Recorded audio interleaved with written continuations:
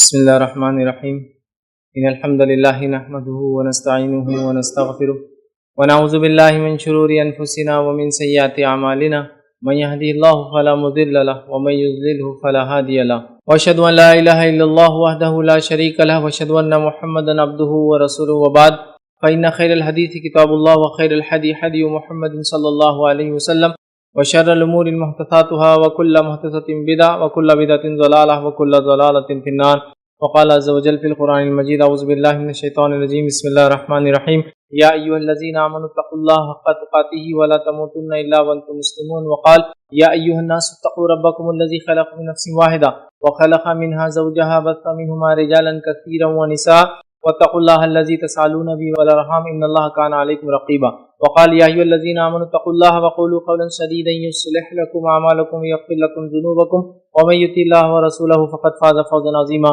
اللهم صل على محمد وعلى آل محمد كما صليت على إبراهيم وعلى آل إبراهيم إنك حميد مجيد اللهم بارك على محمد وعلى آل محمد كما باركت على إبراهيم وعلى آل إبراهيم إنك حميد مجيد رب اشرح لي صدري ويسر لي أمري واحلل عقدة من لساني يفقهوا قولي وقال عز وجل في القرآن المجيد أعوذ بالله من الشيطان الرجيم بسم الله الرحمن الرحيم إن عدة الشهور عند الله 12 شهرا في كتاب الله يوم خلق السماوات والأرض منها 4 حرم ذلك الدين القيم فلا تظلموا فيهن أنفسكم اما بعد تمام تعریفیں اس اللہ عز و جل کے لیے لائق و زیبا ہے جو تمام جہانوں کا بنانے والا اور اسے پالنے والا ہے اور درود و سلام اس کے آخری نبی محمد صلی اللہ علیہ وسلم پر الحمدللہ ہم تمام یہیں اس ہفتے واری درس کے لیے جمع ہوئے ہیں انشاءاللہ عزیز اس مختصر سے وقت میں آپ تمام کے سامنے ایک بہت ہی اہم عنوان پر روشنی ڈالنے کی کوشش کروں گا اور آج کا میرا جو ٹاپک اور عنوان ہوگا ماہ محرم کی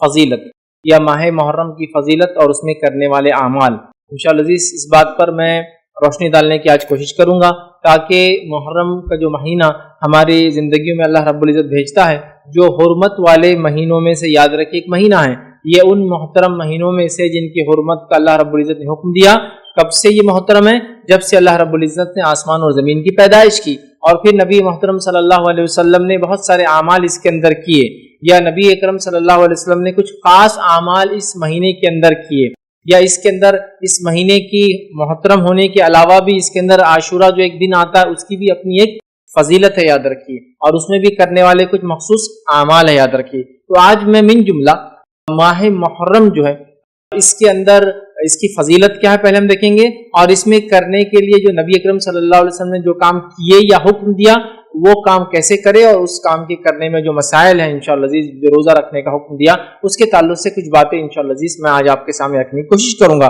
ہمیں چاہیے کہ ہم جو ہے سب سے پہلے تو دین اسلام جن چیزوں کا حکم دیتا ہے جن چیزوں سے روکتا ہے اس معاملے میں بڑے محتاط رہیں مطلب جن کاموں کے کرنے کا حکم دیتا ہے جن سے رکنے کا حکم دیتا ہے اس سے بڑے محتاط رہے مطلب جن کو کرنے کا حکم دیتا ہے وہ کرے جن سے روکتا ہے ان اعمال سے ہم رکے اسی طرح جو حرمت والے مہینے جو کہ 4 ہے یاد رکھیے ان حرمت والے مہینوں میں ہمیں حکم ہے کہ ہم نیکیوں میں اضافہ کریں اور گناہوں معصیت سے برائی سے اپنے نفس کو جو ہے روکے رکھے یا اپنے نفس کو برائی سے دور رکھے یاد رکھے اور ظلم اور زیادتی خاص طور سے اس سے اپنے آپ کو بچائے لیکن اتنی افسوس کی بات ہے ہم اسلامی مہینے جانتے ہی نہیں ہیں اب وہ حرمت والے مہینے میں کون سے 4 آتے ہمیں علم نہیں ہوتا ہے نتیجہ یہ ہوتا ہے کہ وہ مہینے آ کر زندگی میں جاتے رہتے ہیں اور کچھ لوگوں کو کم از کم چلیے یہ تو وہ ہے کہ بھائی اسلامی سال بدل گیا تو کچھ نہ کچھ بہرحال وہ اس معاملے میں محتاط ہوتے کہ اب سال بدل گیا محرم شروع ہو گیا لیکن بہت سارے لوگ تو ایسے ہیں کہ ان کو یہ افسوس کے ساتھ کہہ رہا ہوں اسلامی سال کب شروع ہوتا ہے یا اسلامی مہینے کون کون سے ہیں اس کا کچھ بھی علم نہیں صرف ایک مہینہ جس کے تعلق سے کچھ سن لیتے وہ ہے رمضان تو یہ پتا ہوتا ہے کہ رمضان ایک مہینہ ہے اسلامی اس کا کچھ مہینے ان کے بدعت یا ان کے اندر کیے جانے والے گناہ اور معصیت سے جانے جاتے ہیں اور کچھ مہینے ایسے جن میں چونکہ کچھ ہوتا نہیں ہے تو ہم اس کو جانتے بھی نہیں ہے نا تو ہم رمضان کو جانتے ہیں ٹھیک ہے اس لیے کہ اس میں روزے رہتے ہیں کچھ لوگ جو رمضان کے بعد شوال کے روزے رکھتے ہیں 6 تو بہرحال وہ شوال کو تھوڑا بہت جانتے ہیں کچھ لوگ جو ہے رجب کو جانتے ہیں کہ اس میں چونکہ معراج منانا ہے اور کچھ لوگ جو ہے اسی طرح شعبان کو جانتے ہیں چونکہ اس میں برات منانا اس کے علاوہ تو بہت کم مہینے یا پھر محرم آتا ہے تو کچھ نہ کچھ اس میں رسومات وغیرہ ہوتے تو محرم کو یاد کرتے ہیں لیکن ان کی ترتیب کیا ہے یہ مہینوں کی اہمیت کیا ہے شریعت یعنی مہینے کیا اور کیسے ان کے تعلق سے بڑی افسوس کے ساتھ مجھے کہنا پڑ رہا ہے ہم لوگوں کو علم نہیں ہے بلکہ اسلامی مہینے کتنے ہیں اور کیسے ہے اور کون کون سے ہے یہ بھی اکثر لوگ نہیں جانتے. ورنہ ہم اپنے آپ سے یا اپنے بچوں سے یہ پوچھ لیں کہ انگلش مہینے کون کون سے ہیں تو ہم سب بتا سکتے ہیں ایک کے بعد ایک کہ بھائی جنوری، فروری، مارچ، اپریل، مئی، جون، جولائی، اگست، سپتمبر، اکتوبر، نومبر، دسمبر، یہ ہو گئے. لیکن اگر یہی پوچھ لیا جائے کہ اسلامی مہینے کون کون سے تو ہمارے لیے بہت مشکل ہوں گی کیونکہ یوز نہیں کرتے ہیں. اچھا استعمال نہیں کرتے، کم از کم یاد کرنا چاہیے وہ بھی نہیں ہوتا ہے. لیکن چلو الحمدللہ اتنا تو ہے شادی کے کارڈ پہ تو لکھے جاتے ہیں، کم از کم اس سے تو کبھی یاد آ جاتا ہے، وہ بھی اردو پڑھنے والوں کو. انگلش میں کوئی کر وہ ڈیٹ بھی نہیں لکھی جاتی. اسلامی مہینہ محرم شروع ہوتا، محرم، صفر، ربیع الاول، ربیع الثانی، جمادی الاول، جمادی الثانی، رجب، شعبان، رمضان، اس کے بعد شوال اور ذوالقعدہ اور ذوالحجہ.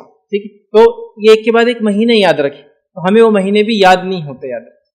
ٹھیک، اور چند مہینے جو یاد ہیں وہ مختلف چیزوں کی وجہ سے یاد ہے، ان کی حقیقتوں کی وجہ سے یاد نہیں. ربیع الاول آیا تو نبی اکرم صلی اللہ علیہ وسلم کی پیدائش، اس وجہ سے ہم کو یاد ہوگا چلو ربیع الاول ہے. اس میں محرم آیا تو کچھ لوگوں کے لیے خوشی اور کچھ لوگوں کی غم، چلو اس سے اس کو یاد رکھ لیا. رجب آیا تو بولے 27 کو معراج منانا ہے، اور شعبان آیا تو 15 کو جو ہے برات منانی ہے. رمضان تو بہرحال رمضان ہی ہے چونکہ گناہ معاف کر کے اگلا اکاؤنٹ کھولنا ہے گناہ کا، تو وہ تو یاد رکھنا ضروری بھی ہے. شوال میں روزے رکھ لیے تو کچھ یاد ہو جاتا ہے، ورنہ اس کی ترتیب کیا ہے، مہینے کیا ہے، کیا ان کے فضائل ہے، اس میں محترم مہینے کون سے یہ بھی نہیں معلوم. بہت سارے لوگ تو یہ سمجھتے ہیں کہ جو 4 حرمت والے مہینے اس میں رمضان بھی ایک ہے. کتنی عجیب بات ہے. تو ہم کو یہ چیز جاننے کی ضرورت ہے، اسلامی کیلنڈر، اسلامی مہینے، ان کی امپورٹنس کیا ہے، ان کی اہمیت کیا ہے، وہ بھی جاننے کی ضرورت ہے. اور والدین کے لیے ضروری ہے کہ اپنے بچوں کو اس معاملے میں وہ تاکید اور نصیحت کریں. چلیے آئیے محرم کے تعلق سے، چونکہ آج میرا لیکچر ہے محرم اسلامی کیلنڈر کا پہلا مہینہ ہے، تو یہیں سے شروع کرتے کیوں، اور انشاءاللہ اس کے بھی فضائل دیکھیں گے تاکہ یہ بھی پتہ چل جائے کہ اسلامی کیلنڈر کا پہلا مہینہ کیوں مانا جاتا ہے، یا سن ہجری جس کو کہتے ہیں، ٹھیک ہے، یا ہجرہ جو ہوتا ہے اس سے جو کیلنڈر چلتا ہے جس کو اسلامی کے مسلم کیلنڈر کہتے ہیں، اس کا یہ پہلا مہینہ کیوں ہے. تو یاد رکھیے نبی اکرم صلی اللہ علیہ وسلم کے زمانے میں تعداد مہینوں کی اتنی تھی جتنی 12 ہے. ٹوٹل کتنے مہینے اسلامی مہینے؟ 12 ان کی تعداد ہے، یاد رکھیے. ٹھیک ہے، اور اسلامی کیلنڈر لونار مطلب چاند سے چلتا ہے بنسبت سورج کی، یاد رکھیے. سولار نہیں، لونار ہوتا ہے، جس کے اندر کم و بیش 355 دن ہوتے ہیں، یاد رکھیے. 355 ڈیز کے اراؤنڈ، اس کے اندر اپروکسیمیٹ کہہ رہا ہوں، یاد رکھیے. اس کے اندر دن ہوتے ہیں، مطلب سولار کیلنڈر میں 365 ہوتے ہیں، اس کے اندر 10 دن اس سے کم ہوتے چلے جاتے ہیں، یاد رکھیے. ٹھیک ہے، اور اس کے اندر 12 مہینے، اور یہ 12 مہینے کب سے؟ جب سے اللہ تعالیٰ نے آسمان اور زمین کو پیدا کیا، یاد رکھیے. ابھی کسی نے بنائے ہوئے نہیں، یاد رکھیے، یہ پہلے سے ہے. پہلے سے نبی اکرم صلی اللہ علیہ وسلم پہلے سے کائنات جب وجود میں آئی تب سے ہی مہینوں کی تعداد اتنی 12 ہے، اور ایسے کے ایسے ہی، یاد رکھیں. ٹھیک ہے، اب اس میں یہ جو پہلا مہینہ جو محرم کو کہا جاتا ہے وہ کیوں، یاد رکھیں، اس کو بھی سمجھنے کی ہم کوشش کرتے ہیں. آئیے، تو مہینوں کی تعداد 12 جو ہے وہ 12 یوں کی تیوں تھی. لیکن ہوا یہ کہ عمر ابن خطاب رضی اللہ عنہ کے زمانے میں کم و بیش جو روایتوں کے اندر الفاظ ہے 17 ہجری تھی، ہجرت کا 17واں سال 17 ہجری تھی. تو پرابلم یہ ہونے لگا کہ مسلم مملکت اور سلطنت بہت بڑھ گئی. اس کے وسعت اور وسیع ہونے کی وجہ سے اکاؤنٹنگ وغیرہ، پورے اکاؤنٹ ریکارڈ کیپنگ جس کو کہتے ہیں، رکھا جانے لگا کہ یہ صوبے سے کیا آتا ہے، وہ صوبے سے کیا آتا ہے، وہ ایریا سے کیا آ رہا ہے، یہ ایریا سے کیا آ رہا ہے. اکاؤنٹس کیپنگ کرنا پڑتی تھی. تو ہوا یہ کہ اکاؤنٹس کیپنگ کے لیے لوگوں نے کہا امیر المومنین یہ جو ہم خراج وغیرہ جو ٹیکسز وغیرہ لگاتے ہیں اس کے لیے کچھ نہ کچھ ایک سٹارٹنگ منتھ ہو اور ایک اینڈنگ منتھ ہو، تاکہ ایک شروعات اور ایک خاتمہ ہو جس کی وجہ سے ٹیکسیشن میں آسانی ہو. چلیے بھائی، ایک آدمی نے شوال میں کوئی چیز لیا تو اگلی اس کی زکوٰۃ کب آنے والی ہے؟ شوال ختم ہونے سے پہلے اس کو دینا ہے. لیکن کوئی سٹارٹنگ ڈیٹ نہیں ہے، کیونکہ راؤنڈ کیلنڈر چل رہا تھا پورا، لیکن کوئی سٹارٹنگ ڈیٹ مطلب شروع کہیں سے، مطلب جو بھی مہینے کو پہلا مان لیجیے، آپ سفر کو مان لیجیے، محرم کو مان لیجیے، ذوالقعدہ کو مان لیجیے، ذوالحجہ کو مان لیجیے، کوئی بھی مان لیجیے، تو ایک راؤنڈ تھا. تو کوئی ایک سٹارٹ اور ایک اینڈ ہو ایئر کا. تو عمر ابن خطاب رضی اللہ عنہ نے غور و فکر کیا، اور آپ نے کچھ صحابہ سے مشورہ لیا اور یہ طے کیا کہ ہم محرم کو جو ہے پہلا مہینہ مان لیں گے، کیونکہ اکاؤنٹس کیپنگ میں تاکہ آسانی ہو. محرم شروعات ہے، اور ٹھیک ہے ذوالحجہ جو ہے آخری مہینہ ہوگا. تو یوں یہ چالو ہو گیا پہلا مہینہ. حالانکہ ترتیب کے اعتبار سے یہ 3 مہینے حرمت والے ایک ساتھ آتے ہیں، پہلا ذوالقعدہ، دوسرا ذوالحجہ، اور تیسرا محرم. یاد رکھیں، تینوں پے در پے ایک کے بعد ایک آتے ہیں، یاد رکھیں. چلیے آئیے اب آگے بڑھتے ہیں، اور محرم کے تعلق سے کچھ فضائل آپ کے سامنے رکھنے کی کوشش کروں گا. کم و بیش میں 7 اہم فضائل آپ کے سامنے آج رکھوں گا محرم کے. 7 جو ہے ایسے فضائل جو بڑے اہم اس مہینے کے تعلق سے وہ رکھنے کی بہرحال کوشش کروں گا. اس کے علاوہ عام فضائل تو آپ سمجھ جائے، چونکہ حرمت والا مہینہ ہے، صدقات، خیرات، نوافل میں اضافہ، وہ عام فضائل ہے، وہ میں اس میں انشاءاللہ کاؤنٹ نہیں کروں گا، وہ آپ سمجھ جائے. اس میں ایڈ کر لیں 7 کے علاوہ جو کچھ آپ نیکی میں اضافہ کر سکتے ہیں انشاءاللہ. ٹھیک ہے, تو آئیے پہلی فضیلت ماہ محرم وہ یہ ہے کہ یہ حرمت والے مہینوں میں سے ہیں. اللہ رب العزت نے قرآن میں فرمایا کہا, سورہ توبہ سورہ نمبر 9 آیت نمبر 36 میں اللہ نے فرمایا کہا, ان عدت الشہور عند اللہ 12 شہرا فی کتاب اللہ. اللہ فرماتا اور کہتا ہے کہ اللہ کے نزدیک مہینوں کی تعداد, ٹھیک ہے, اللہ کے قریب مہینوں کی تعداد جو ہے وہ 12 ہے. کب سے؟ فی کتاب اللہ یوم خلق السماوات والارض, کہ اللہ کے قریب 12 ہے جب سے اللہ نے آسمان اور زمین کو پیدا کیا. تو منتھس کی کاؤنٹنگ کو بھی آپ چینج نہیں کر سکتے کیونکہ اللہ کی طرف سے اپوائنٹڈ 12 منتھس ہے, یاد رکھیے. ٹھیک ہے, تو اللہ نے کہا کہ جب سے آسمان اور زمین کو پیدا کیا, منہا اربعۃ حرم, اور ان کے اندر 4 ایسے جو حرمت والے ہیں, محترم ہیں. جنگ اور جدال, معصیت اور گناہوں کے کام سے بچنا چاہیے. یوں تو ہمیشہ بچنا چاہیے, ان مہینوں میں خاص بچنا چاہیے اور نیکی میں اضافہ کرنا چاہیے. تو ان کے اندر 4 حرمت والے ہیں. پھر فرمایا ذالک الدین القیم, اور یہی سچا اور سیدھا جو ہے طریقہ اور دین ہے. پھر فرمایا فلا تظلموا فیہن انفسکم, تو اپنی نفسوں پہ تم لوگ ان مہینوں میں ظلم نہ کیا کرو. تو ان مہینوں میں تم اپنے نفسوں پہ ظلم نہ کیا کرو, یاد رکھیں. ٹھیک ہے, اب اس کے پیچھے بہت لمبے لمبے تاریخی واقعات ہیں, میں اس میں نہیں جاؤں گا, بس مختصر بیان کروں گا. یہ اللہ نے کیوں کہا کہ اللہ کے نزدیک گنتی 12 ہے اور ان کے اندر ظلم نہ کیا کرو. ٹھیک ہے, تو یہ اس لیے کہا گیا اور یہ بالکل 12 ہے کیوں تو مشرکین مکہ جو ہے ان 4 حرمت والے مہینوں کی بڑی تعظیم کرتے تھے, یاد رکھیں. ٹھیک ہے, اب یہ 4 حرمت والے مہینے کون سے ہیں وہ بھی ہم دیکھ لیتے ہیں, جو کہ ایک حدیث ہی ہم دیکھتے ہیں جس میں نبی اکرم صلی اللہ علیہ وسلم فرمایا, جو کہ متفق علیہ روایت ہے. آپ نے فرمایا کہا, بے شک زمانہ گھوم گھما کر اسی حالت پر لوٹ آیا ہے جس پر اس وقت تھا.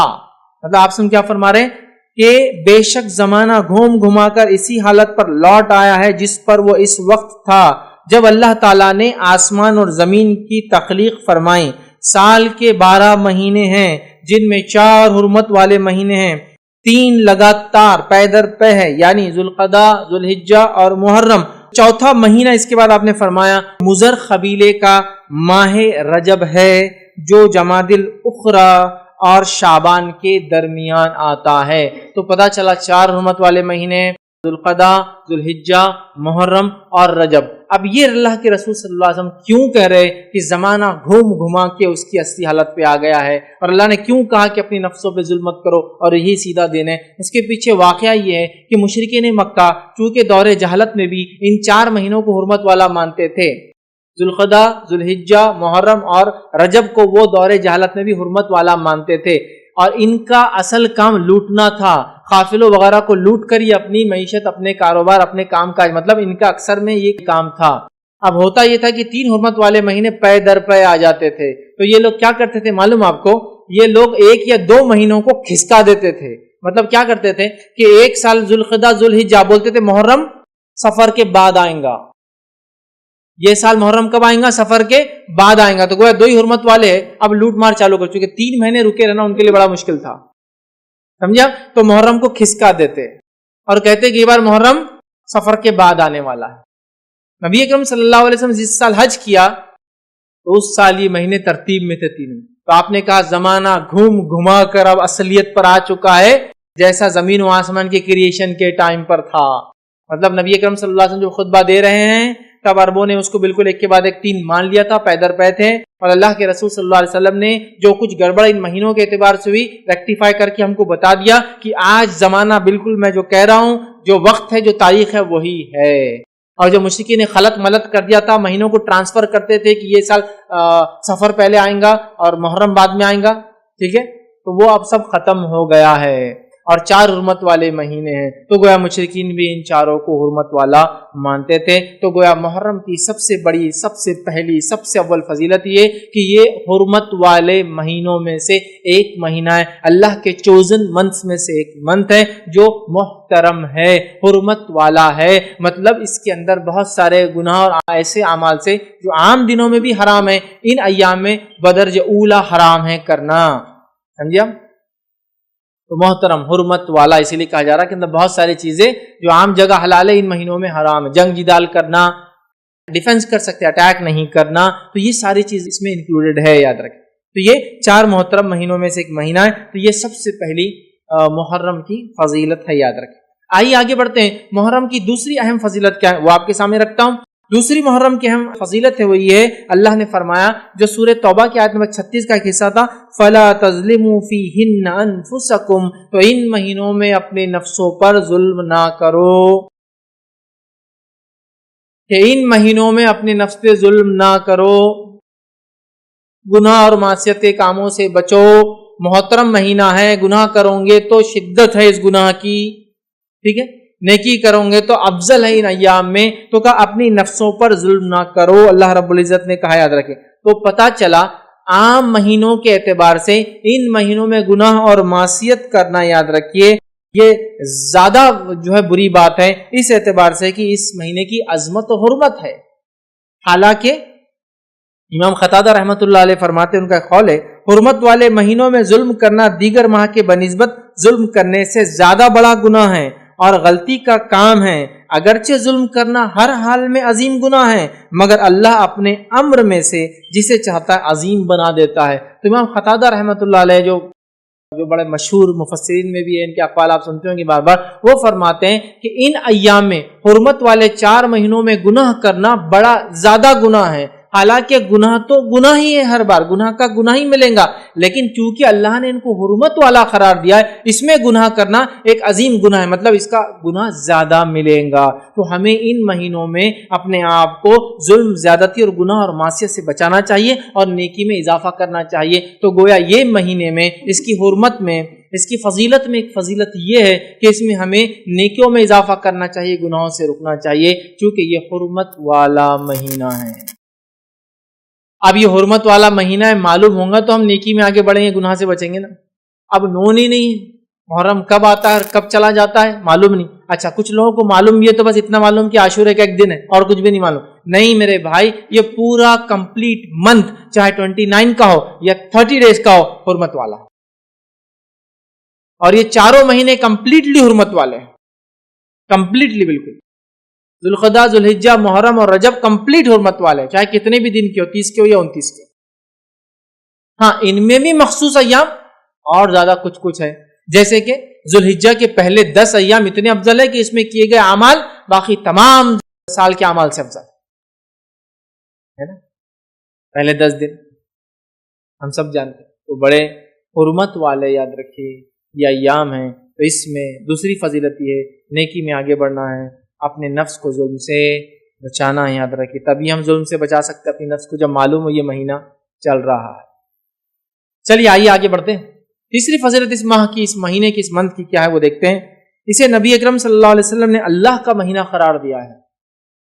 محرم کا مہینہ اللہ کا مہینہ ہے، ویسے تو پورا سال اللہ کا ہی ہے، لیکن اللہ جس سے چاہتا اپنی نسبت جوڑ سکتا ہے، جس کو چاہتا اپنی طرح سے فضیلت دے سکتا ہے نا۔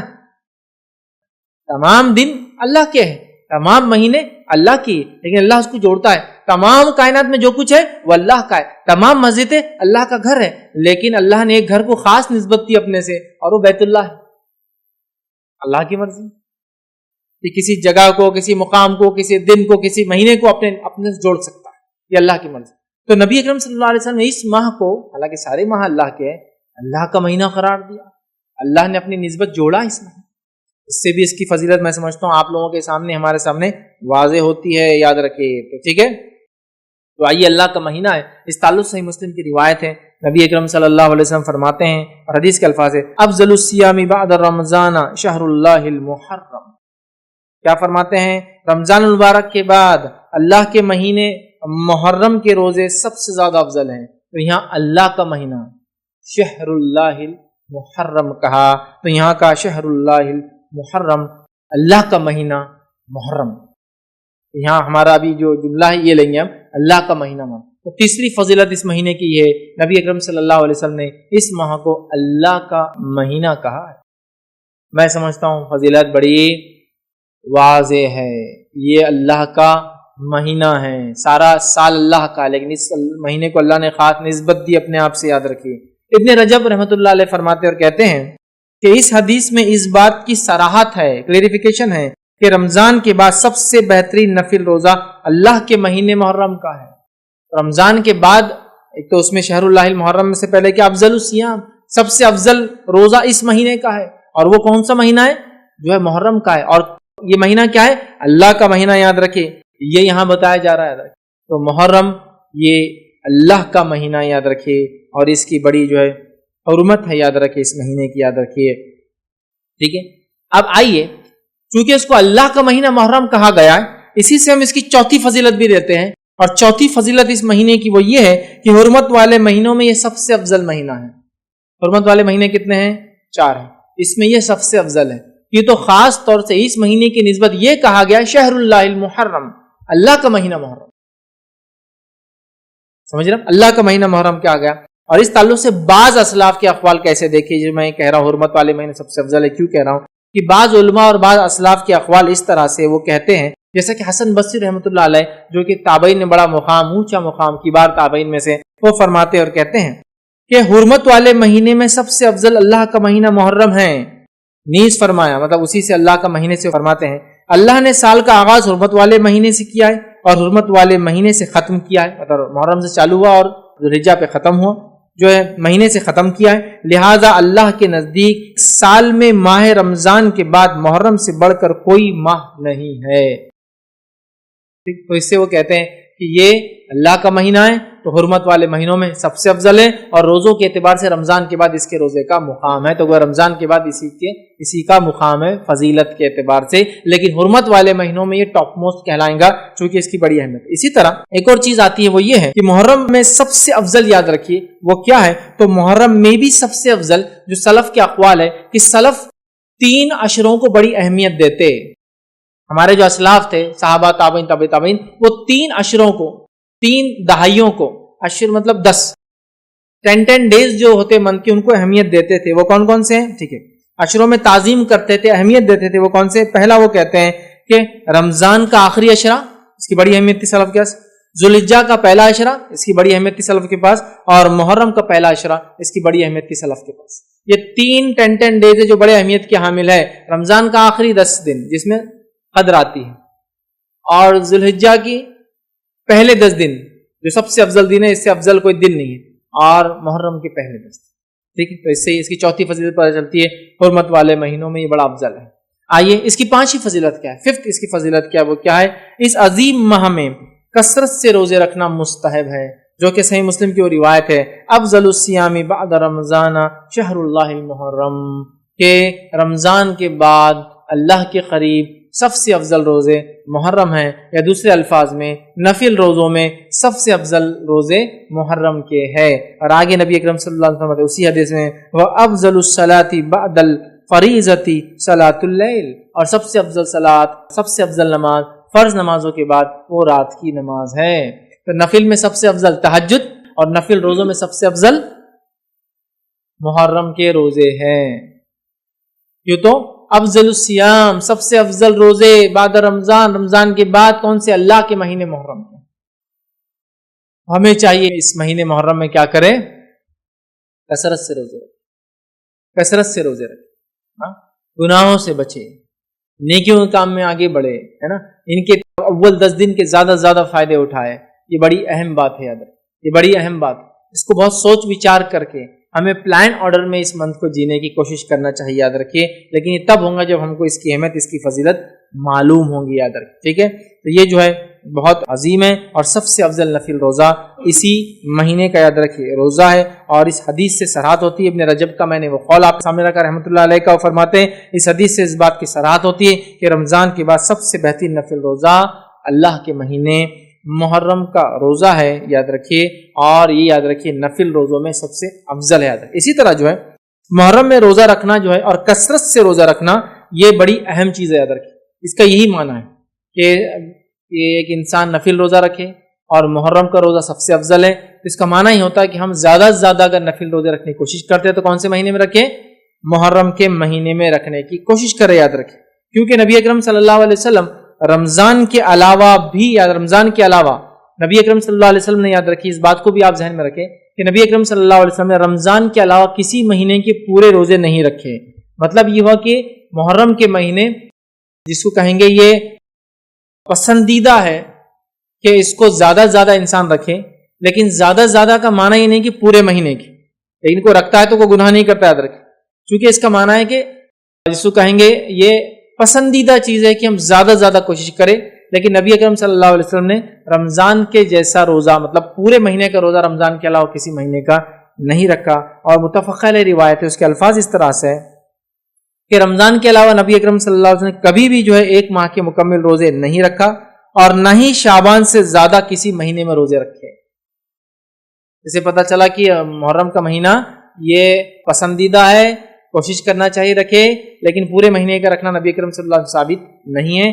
آپ نے صرف رمضان کے پورے رکھے، اور سب سے زیادہ روزے جس مہینے کے آپ رکھتے تھے وہ کون سا تھا؟ شعبان تھا. یاد رکھیں. اب ایک اشکال ہو سکتا ہے ذہن میں کہ جب محرم کا مہینہ سب سے افضل مہینہ ہے تو نبی اکرم صلی اللہ علیہ وسلم نے محرم میں سب سے زیادہ روزے کیوں نہیں رکھے؟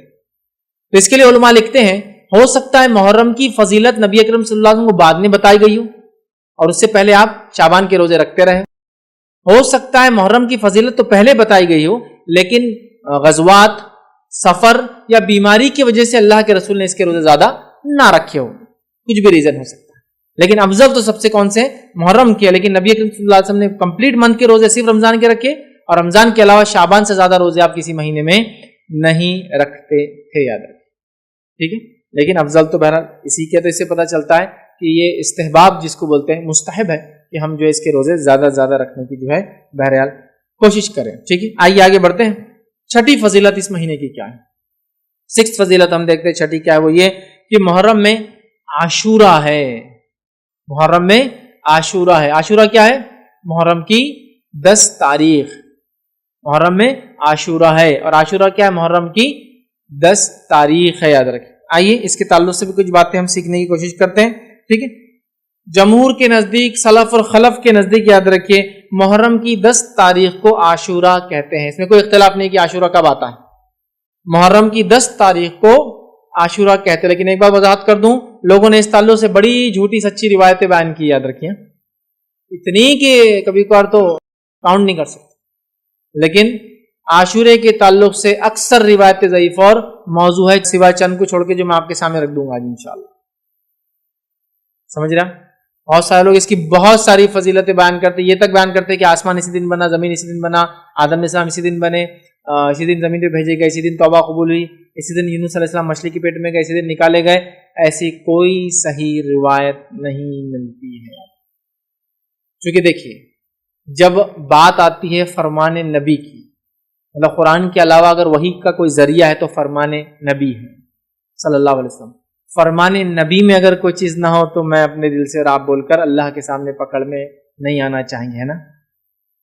بس تو نہیں ملتی. افضل دن ہے لیکن بہت سارے لوگ جو بتاتے ہیں وہ نہیں. ہاں یہ تو حدیث کے اندر واضح ہے کہ اللہ تعالیٰ نے آدم علیہ السلام کو جمعہ کے دن بنایا، آدم علیہ السلام کے دن جمعہ کے دن روح پھونکی گئی، آدم علیہ السلام جو جمعہ کے دن ان کی خطا معاف ہوئی، وہ دنیا کے اندر قدم رکھے تو وہ جمعہ کا دن تھا، اور قیامت جمعہ کے دن آئیں گی. یہ ساری چیزیں تو ہے، وہ جمعہ کے لیے، بس محرم کے لیے نہیں، عاشورے کے لیے نہیں. چلیے آگے بڑھتے ہیں.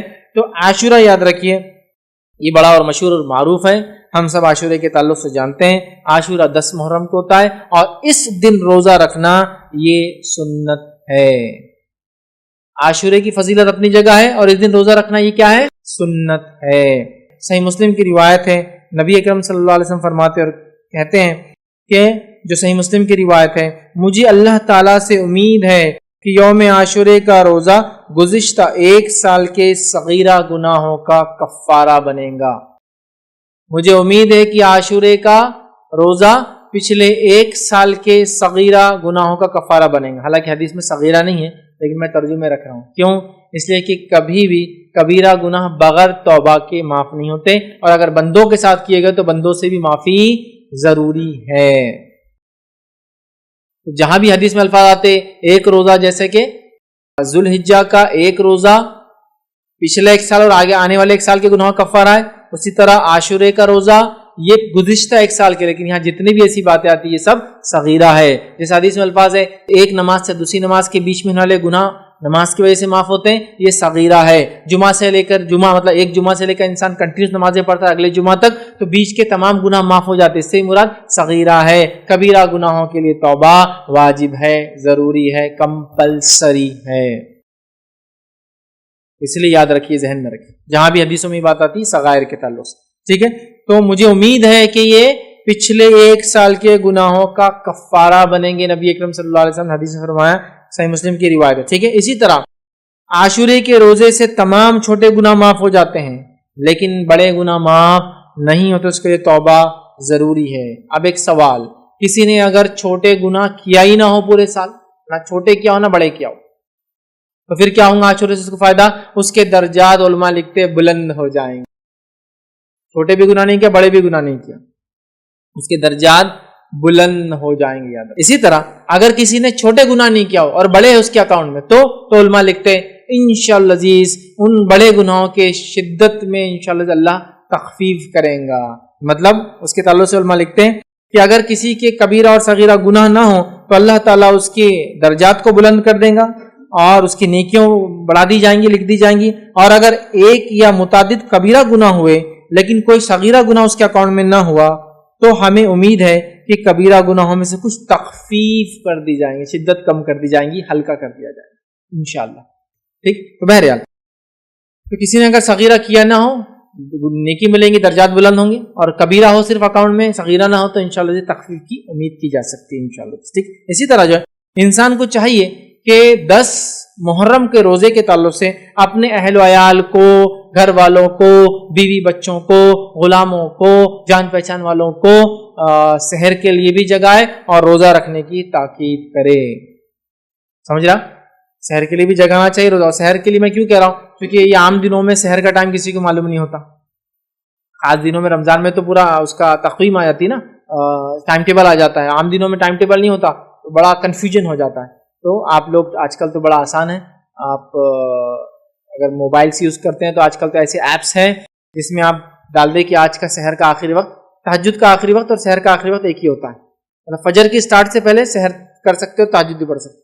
آپ دیکھ لیں بآسانی آپ کو مل جائیں گا۔ ہر زمین زمانے علاقے کا الگ ٹائم ہوتا ہے، اس لیے میں کوئی ٹائم بول نہیں سکتا ہوں، لیکن فجر کی سٹارٹ سحر کا خاتمہ ہے، یا پھر جس کو کہیں گے تہجد کا آخری وقت، سحر کا آخری وقت۔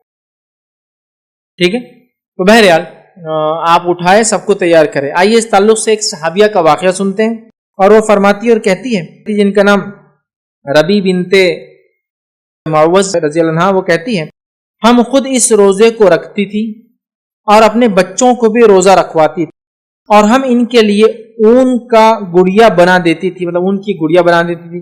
چنانچہ ان میں سے جب کوئی کھانے کے لیے ضد کرتا یا روتا تو وہ گڑیا ہم کھیلنے دے دیتے تاکہ افطار تک وہ کھیل میں مشغول رہے، مائنڈ ڈائیورٹ کرنے بچوں کا۔ تو وہ بڑے بھی رکھتے تھے، بچے بھی رکھتے تھے، اور بچوں کا مائنڈ ڈائیورٹ کرنے میں اون کی گڑیا بنا کے رکھتے تھے۔ سمجھ رہا؟ تو عبادتوں میں بچے بھی شامل ہوں گے، اور بچوں کا خیال رکھنا بھی۔ اس حدیث سے پتہ چلا کہ صحابیات پہلے سے ان کے کھیلنے ملنے کا انتظام کر دیتے تھے، حالانکہ یہ بہت غربت والا زمانہ تھا، تو اون ہوتا تھوڑا سا، گڑیا بنا دی۔ بچہ ضد کرا اگر روزے میں کہ مجھے کھانا ہے، کھیلنے دے دی تاکہ وہ کھیل میں لگ جائے اور روزہ کمپلیٹ ہو جائے، افطار تک کھیلتا رہے یاد تک۔ اور جو روایت دیکھی متفقہ علیہ تھی، وہ جو صحابیات گڑیا بناتی۔ ٹھیک ہے، اب جو 10 محرم کا جو روزہ ہے، جب نبی اکرم صلی اللہ علیہ وسلم نے اس کا حکم دیا تو آپ کو بتایا گیا کہ اس دن جو ہے یہود بھی روزہ رکھتے ہیں۔ ٹھیک ہے، تو نبی اکرم صلی اللہ علیہ وسلم نے فرمایا کہ ان کی مخالفت میں ہم پھر 2 روزے رکھیں گے۔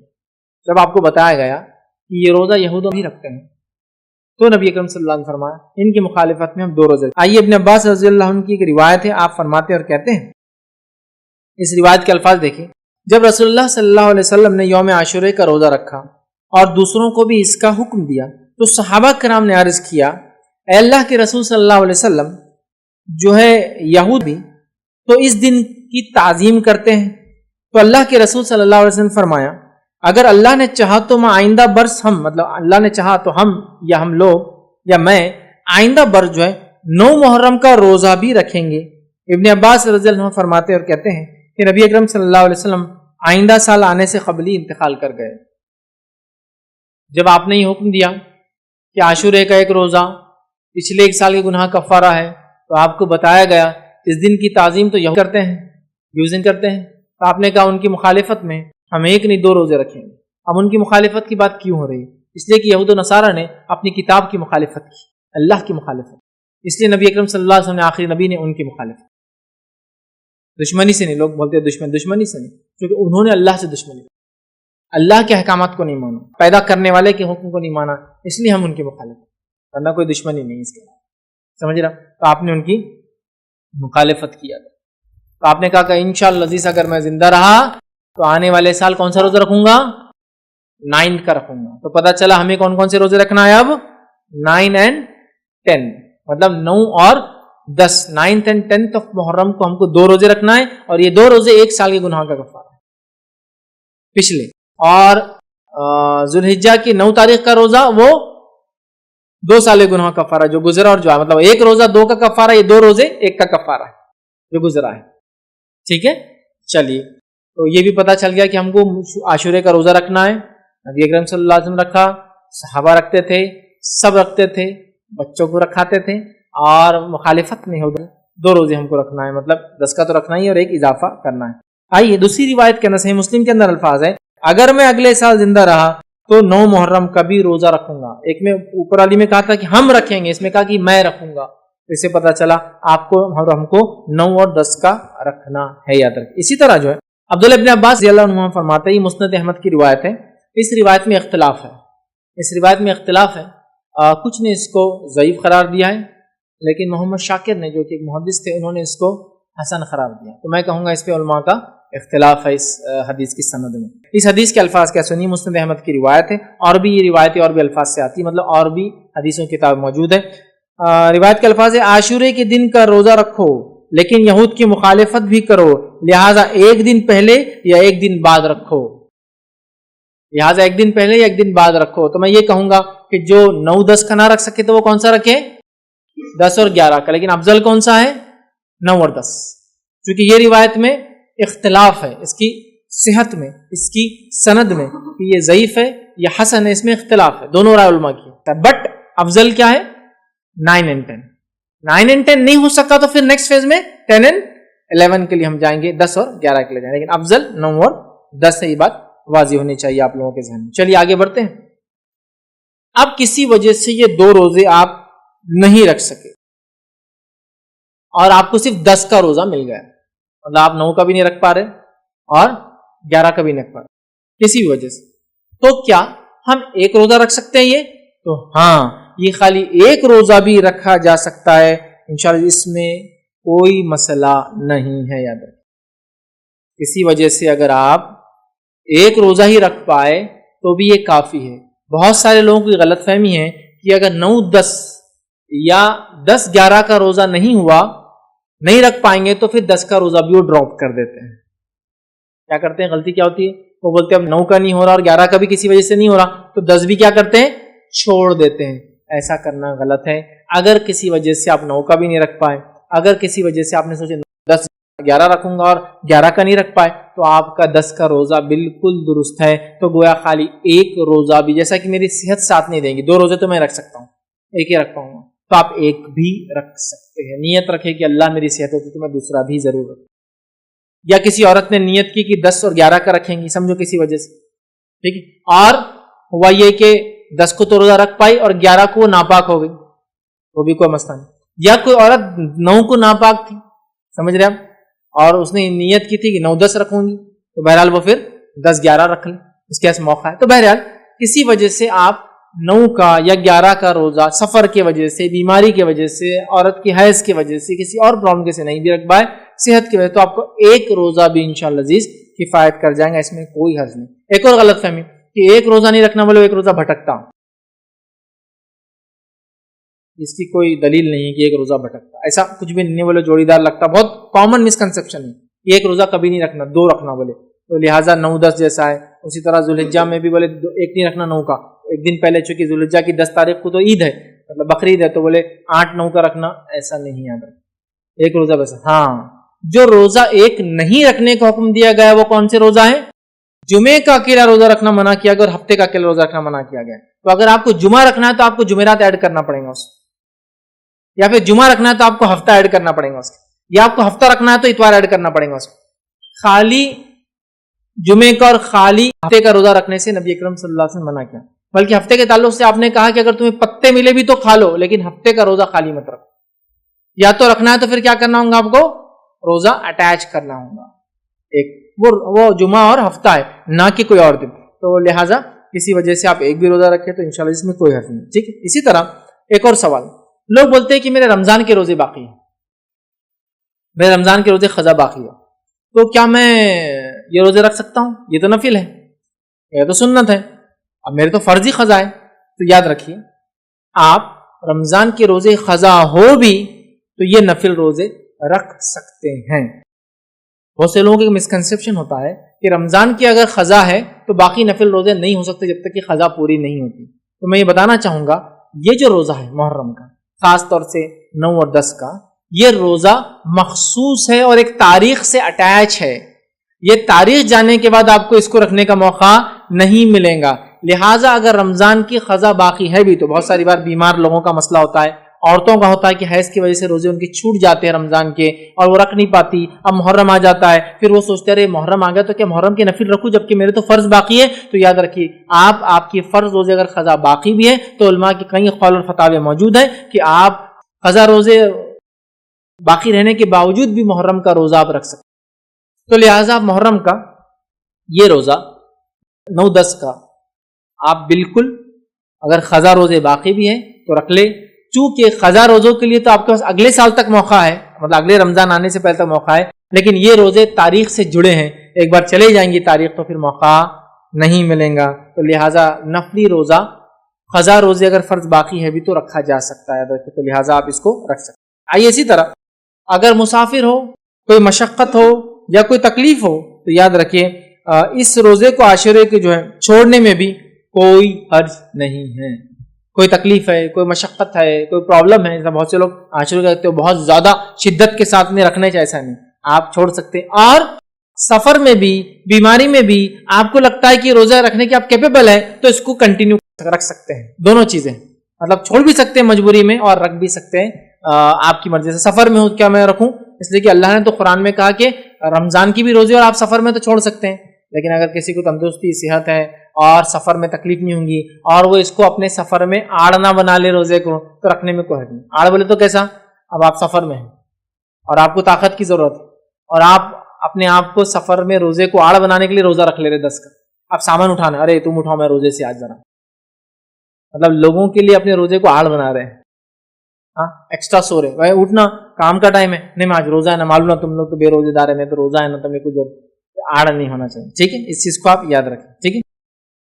اچھا ایک اور سوال، کیا یہ روزے کی قضا ہو سکتی ہے 10 محرم کی؟ تو یاد رکھیں اس روزے کی کوئی قضا نہیں ہے، چونکہ یہ روزہ ایک پرٹیکولر ڈے سے جڑا ہوا ہے، وہ دن جانے کے بعد اس کی قضا نہیں ہوتی ہے، یاد رکھیں، ٹھیک ہے۔ اسی طرح جو ہے میں ہر سال یہ روزہ رکھنے کا عادی ہوں، میں ہر سال 9-10 کا روزہ رکھتا ہوں، یہ سال کسی وجہ سے رکھ نہیں پایا، بیماری کی وجہ سے رکھ نہیں پایا، سفر کی وجہ سے رکھ نہیں پایا، عورت ہے تو حیض کی وجہ سے رکھ نہیں پائی، نفاس کی وجہ سے مطلب مینسس کی وجہ سے جو ہے، اور نفاس کی وجہ سے اولاد کی پیدائش کے بعد جو مسئلہ ہوتا ہے میں روزے نہیں رکھ پائی، تو علماء لکھتے ہیں اگر اس کی نیت تھی اور وہ ہر سال رکھتا تھا یا رکھتی تھی اور اس کی نیت یہ تھی تو انشاءاللہ عزیز اس نیت کی وجہ سے اس کو اس کا بھی اجر اور ثواب مل جائے گا، اور اس کے لیے وہ لوگ دلیل اس حدیث کو رکھتے ہیں۔ اور حدیث دیکھیے اس طرح سے ہے جس میں نبی اکرم صلی اللہ علیہ وسلم فرمایا، صحیح بخاری کی روایت آپ نے فرمایا، جب بندہ بیمار ہو جائے یا سفر پہ ہو تو اقامت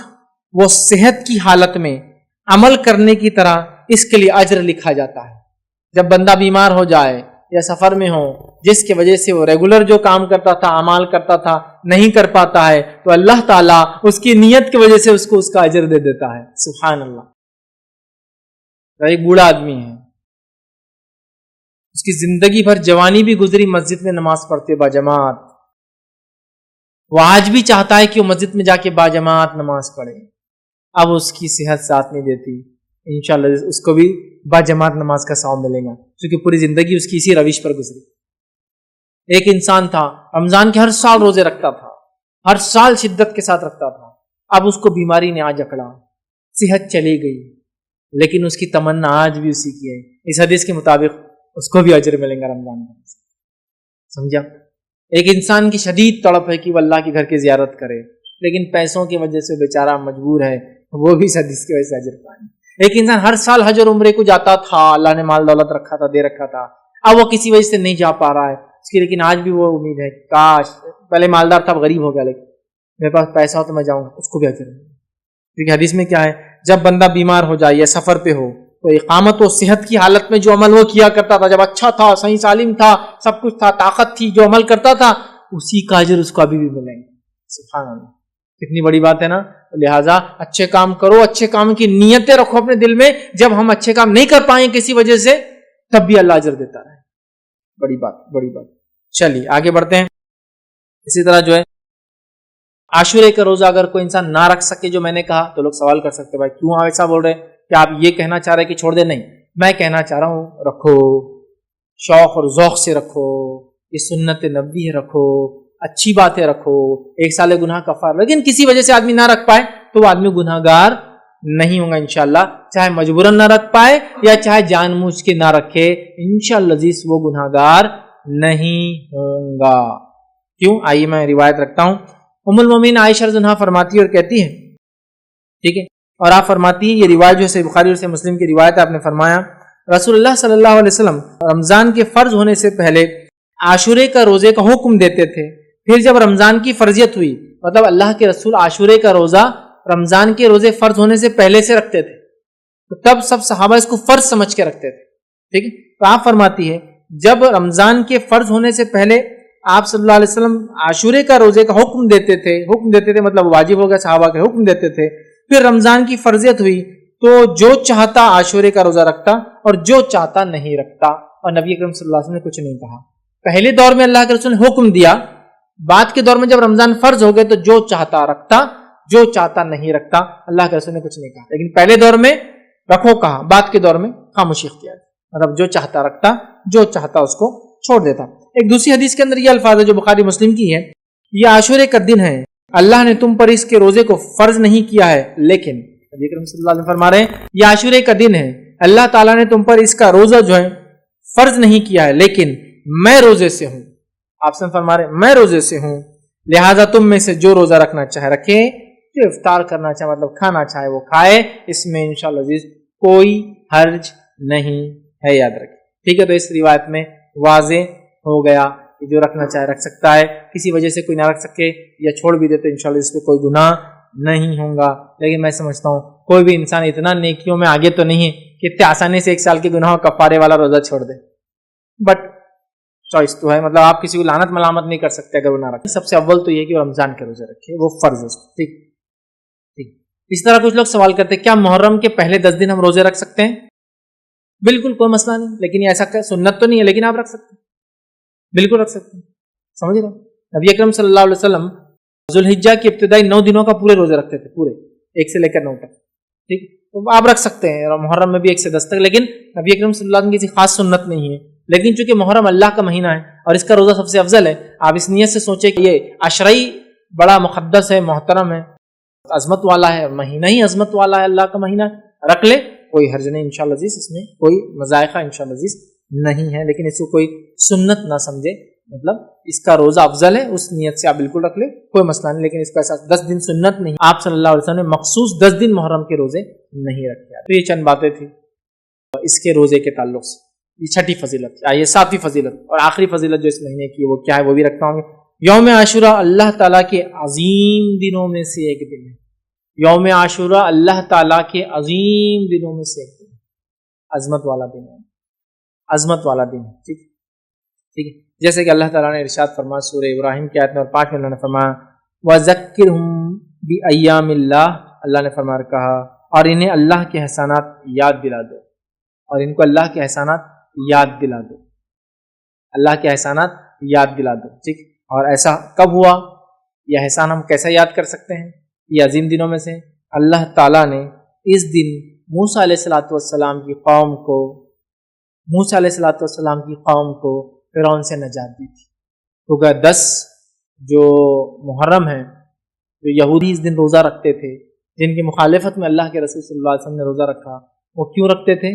کیونکہ اس دن اللہ تعالیٰ نے بنی اسرائیل کو، ہم سے پہلے مسلمانوں کو، ہم سے پہلے انبیاء کو ماننے والوں میں سے ایک نبی کو، برگزیدہ اولو العزم نبی کو ماننے والے ایک قوم جو موسیٰ علیہ السلام کی قوم تھی، ان کو اللہ نے آزادی دی تھی. وہ ہم سے پہلے ایمان لانے والوں کو آزادی دی تھی، اور اس فرعون کو اور اس کے لشکر کو ہلاک کیا تھا، گویا ایول کو، برائی کو اللہ تعالیٰ نے ختم کیا تھا اس دن. تو لہٰذا اس اعتبار سے یہ ایک عظیم دن ہے اور اللہ کی جو ہے احسانات یاد دلاتا ہے یہ دن. ہم یہود اس دن مدینہ کے اندر کیا کرتے تھے؟ اس دن روزہ رکھتے تھے اور عید مناتے تھے، اور ان کی عورتیں زیورات وغیرہ پہنتی تھی. وہ لوگ پہلے سے کرتے تھے، ان کی عورتیں زیورات وغیرہ پہنتی تیار ہوتی تھی اس دن. ٹھیک ہے، تو بہرحال ایک عظیم دن ہے. تو اس نعمت کے شکر میں موسیٰ علیہ الصلوۃ والسلام نے اس دن روزہ رکھا تھا، اور اسی نعمت کے شکر میں بنی اسرائیل اور نبی کریم صلی اللہ علیہ وسلم کے زمانے کے یہود روزہ رکھتے تھے، یاد رکھیے. اور اسی نعمت کے شکر میں جو موسیٰ علیہ السلام نے ادا کیا تھا 10 کو، ایک عظیم دن تھا جو کہ نبی اکرم صلی اللہ علیہ وسلم نے روزہ رکھا تو وہ سنت ہو گیا، اور اصحاب کو کہا روزہ رکھو، تو لہٰذا ہمارے لیے مستحب ہوگا کہ ہم بھی اس دن روزہ رکھیں. گویا ہم بھی پچھلے لوگوں کی خوشی میں شامل ہو رہے ہیں. گویا یہ موسیٰ علیہ الصلوۃ والسلام ان کی قوم کے لیے، بنی اسرائیل کے لیے انڈیپینڈنس ڈے تھا، فرعون سے نجات کا دن تھا، آزادی کا دن تھا، جس نے غاصبانہ طور سے، غلط اور ظالمانہ طور سے ان پہ قبضہ کر رکھا تھا اور ان کو غلام بنا دیا تھا اپنی زمین کے. سمجھا؟ تو گویا یہ دن اللہ کے شکر کا دن ہے، ایک عظمت والا دن ہے. اسی طرح جو ہے ابن عباس رضی اللہ عنہ فرماتے اور کہتے ہیں رسول اللہ صلی اللہ علیہ وسلم جب مدینہ تشریف لائے تو یہودیوں کو عاشورے کے دن روزہ رکھتے ہوئے پایا، تو آپ نے ان سے فرمایا یہ کیسا دن ہے، یہ کیسا دن ہے جس میں روزے سے ہو. مطلب یہودیوں سے پوچھا تم روزے سے ہو، کیسا دن ہے؟ تو ان لوگوں نے کہا یہ ایک عظیم دن ہے، اسی دن اللہ نے موسیٰ اور ان کی قوم کو نجات دیا تھا اور فرعون اور اس کی قوم کو غرق کر دیا تھا. اور ایک روایت میں یہ ہے کہ ایسا دن ہے جس میں اللہ نے موسیٰ اور بنی اسرائیل کو فرعون پر غلبہ عطا فرمایا تھا. چنانچہ موسیٰ علیہ السلام نے بطور شکرانے کہ اس دن روزہ رکھا، لہٰذا ہم بھی روزہ رکھتے ہیں اس دن. یہودیوں نے کہا ٹھیک ہے، تو رسول اللہ صلی اللہ علیہ وسلم فرمایا ہم تمہارے بنسبت موسیٰ علیہ السلام سے زیادہ قریب اور ہم مستحق ہے کہ ہم بھی روزہ رکھیں. ہم تو موسیٰ علیہ السلام سے تم سے بھی زیادہ قریب ہے، کیونکہ تم نے تو دوسرا دین اختیار کر لیا، ہم تو اسی دین پر ہے جو موسیٰ علیہ السلام لائے تھے. تو جب یہودیوں نے کہا کہ ہم موسیٰ نے چونکہ اس خوشی میں روزہ رکھا تھا، ہم بھی اس خوشی میں شکرانے میں روزہ رکھتے ہیں، تو اللہ کے رسول نے فرمایا ہم زیادہ مستحق ہے کہ موسیٰ کی اس خوشی میں شامل ہو اور شکر ادا کریں. لہٰذا آپ نے کہا موسیٰ علیہ السلام کے زیادہ قریب وہ مستحق ہے. چنانچہ اللہ کے رسول صلی اللہ علیہ وسلم نے اس دن کا روزہ رکھا اور صحابہ کرام کو بھی اس دن کا روزہ رکھنے کا حکم دیا. تو گویا ہم بھی پچھلے لوگوں کی خوشیوں میں شامل ہو رہے ہیں جو ہم سے پہلے ایمان والے تھے. اس عظیم دن اللہ رب العزت نے ان کو آزادی دی تھی، یاد رکھیں. اسی طرح عاشورہ ہمیں اس بات کی یاد دہانی کرتا ہے کہ مسلمانوں کے درمیان آپسی گہرا تعلق ہے، چاہے ہم زمین زمانے کے اعتبار سے دور ہو، آپسی گہرا تعلق ہے. عاشورہ یہ ہم کو پیغام دیتا ہے چاہے زمین اور زمانے کے اعتبار سے ہم بہت دور ہو سکتا کوئی مسلمان آج کسی اور ملک میں ہو، لیکن اگر تکلیف میں ہو تو ہمیں اس کا احساس ہونا چاہیے. اور زمانے کے اعتبار سے بھی اگر ہم سے دور ہو، جیسا موسیٰ علیہ الصلوۃ والسلام کی خوشی ہوئی، ہم بھی اس خوشی میں شامل ہوئے. اگر ہم سے پہلے کے لوگوں کو کسی کو تکلیف پہنچی تھی تو ہم بھی ان کے دکھ میں آج شامل ہیں. ہم کو تکلیف ہوتی ہے اس واقعے کو سن کے. اصحاب اخدود ہے نا، ہزاروں کی تعداد میں آگ میں جلا دیے گئے، ہم اس میں شامل ہیں. عیسیٰ علیہ الصلوۃ والسلام کو ماننے والوں کو ہزاروں کی تعداد میں بھوکے شیروں کے سامنے ڈال دیا جاتا تھا. آپ کو معلوم ہے رومی حکومت، بزنطینی حکومت بننے سے پہلے، مطلب رومن امپائر جب تک عیسائیت قبول نہیں کیا تھا تو انہوں نے ہزاروں ہزار عیسائیوں کو جو عیسیٰ علیہ السلام پر ایمان لائے تھے بھوکے شیروں کے سامنے ڈال دیا. وہ تکلیف میں ہم بھی شامل ہیں، چاہے وہ آج یہود ہو اور نصارہ ہو، لیکن جب وہ ایمان لائے تھے اپنے نبی پہ تو ہم ان کی تکلیفوں میں شامل ہیں. تو زمانے کے اعتبار سے ہم آگے پیچھے ہو یا علاقے کے اعتبار سے ہم آگے پیچھے ہو، ہم ایک دوسرے کی تکلیف اور خوشیوں میں ساتھ ہے. یہ بات کہ ہم کو اس سے میسج ملتا ہے، یاد رکھیے کہ زمین اور زمانے کے بدلنے سے کوئی فرق نہیں ہوتا. ہم مسلمان آپس میں ایک دوسرے سے گہرا تعلق رکھتے، یہ میسج وہی تھا. اور کیوں نہ ہو، اللہ رب العزت نے قرآن میں یہ بات کہی والمؤمنون والمؤمنات بعضهم اولیاء بعض. مومن مرد اور مومن عورتیں آپس میں دوست ہیں، اولیاء ہیں، ایک دوسرے کے مددگار ہیں. سورۃ توبہ کی آیت نمبر 71 ہے یہ، ایک دوسرے کے مددگار ہے، دوست ہیں مومن مرد اور مومن عورتیں. تو یہ بھی پیغام ہم کو ملتا ہے. اسی طرح 10 کو جب موسیٰ علیہ الصلوۃ والسلام اپنی قوم کو لے کر نکلے اور سامنے سمندر تھا بڑا، بنی اسرائیل موسیٰ علیہ السلام کے ساتھ تھی، فرعونی پیچھے سے ان کا لشکر آ کر موسیٰ علیہ الصلوۃ والسلام کو گھیر لیا. سورہ شورى میں اللہ رب العزت نے اس واقعے کو نقل کیا آیت نمبر 61 اور 62 کے اندر، اور اللہ نے فرمایا انا لمدرکون. اور جب بنی اسرائیل نے کہا یقیناً اب ہم پکڑے گئے، اب پیچھے سے آگے انہوں نے ادراک کر لیا ہمارا، اب تو ہم گھیر لیں گے، پکڑ لیں گے ہم کو۔ موسیٰ علیہ السلام نے فرمایا کہا کلا ان معی ربی سیہدین، ہرگز نہیں، یقین مانو میرا رب جو ہے میرے ساتھ ہے، جو ضرور مجھے راہ دکھائیں گا۔ اور کیا ہوا؟ اللہ نے حکم دیا اضرب بعصاک البحر، مار اپنے لاٹھی کو اس پانی میں، اور سمندر دو حصوں میں تبدیل ہو گیا۔ موسیٰ علیہ السلام بنی اسرائیل اس سے نکل گئے، فرعونی بھی پیچھے چلے، ان کے نکلنے کے بعد سمندر پیچ اپ ہو گیا، مل گیا، اور وہ سب غرق ہو گئے۔ یہ تھا ہوا۔ اس کے بعد موسیٰ علیہ السلام نے شکر ادا کیا اللہ کا، اور روزہ رکھا۔ یاد رکھیں، اور یاد رکھیں اس دن کی تعظیم اتنی زیادہ تھی کہ تاریخی روایتوں میں ملتا ہے کہ دور جہالت میں بھی 4 مہینے محترم مشرکین مکہ مانتے تھے۔ مشرکین مکہ بھی اس روز روزہ رکھتے تھے 10 کو، اور اسی دن کعبے کا غلاف بھی بدلتے تھے۔ عاشورے کو کعبے کا غلاف یاد رکھیے نبی اکرم صلی اللہ علیہ وسلم نے بدلا، اور اس کے بعد وہ سلسلہ اور معاملہ چلتا ہی رہا۔ تو مشرکین مکہ دور جہالت میں اس دن روزہ رکھتے تھے کیونکہ اس دن کی عظمت کے اعتبار سے، اور وہ لوگ اس دن کعبے کا غلاف تبدیل کیا کرتے تھے۔ تو گویا مشرکین مکہ کے پاس بھی اس کی عظمت تھی۔ اور اسی طرح ماں عائشہ کی جو روایت ہے اس سے پتہ چلتا یہود و نصارہ کے پاس بھی اس کی عظمت اور تعظیم تھی۔ میں سمجھتا ہوں پورا واقعہ میں نے آپ کے سامنے رکھ دیا، پھر بھی بہت مختصر سا اس کو ایک بار پھر دہراتا ہوں۔ ماں عائشہ کی روایت وہ فرماتی اور کہتی زمانہ جاہلیت میں قریش عاشورے کے دن کا روزہ رکھتے تھے۔ خود رسول اللہ صلی اللہ علیہ وسلم نے بھی ہجرت سے پہلے اس دن کا روزہ رکھا، ہجرت سے روزہ رکھا۔ جب آپ صلی اللہ علیہ وسلم ہجرت کر کے مدینہ منورہ تشریف لائے، خود بھی اس دن کا روزہ رکھتے تھے اور دوسروں کو بھی اس دن کا روزہ رکھنے کا حکم دیتے تھے۔ لیکن جب ماہ رمضان کے روزے فرض کر دیے گئے تو آپ نے عاشورے کے دن کا روزہ رکھنے کا اہتمام ترک کر دیا اور فرمایا جو چاہے اس دن کا روزہ رکھے، جو چاہے اس کو چھوڑ دے۔ صحیح مسلم اور دوسری روایت جو صحیح مسلم کی اس میں الفاظ اس طرح سے ابو موسیٰ اشعری رضی اللہ عنہ فرماتے اور کہتے ہیں یہود یوم عاشورے کو شکرانے کا روزہ رکھتے تھے، اس دن مسرت کا اظہار کرتے تھے، عید مناتے تھے، اپنی عورتوں کو زیورات اور سامان پہناتے تھے زینت کا، اور سامان پہن کر وہ مزین ہوتی، اپنے آپ کو سجاتی اور سنوارتی۔ یہود بھی روزہ رکھتے، مشرکین بھی روزہ رکھتے، اور اس دن کی حرمت ان کے پاس بھی تھی۔ تو عاشورہ ہمیں کیا میسج دیتا ہے؟ عاشورہ ہمیں میسج دیتا ہے کہ یہ ایک بڑا تعظیم کا دن ہے، اللہ کی عظمت والا دن ہے۔ یاد رکھیں اس میں ہمیں روزہ رکھنا چاہیے شکرانے میں کہ اللہ نے ہم سے پہلے مسلمانوں کو نجات دی تھی، ہے نا۔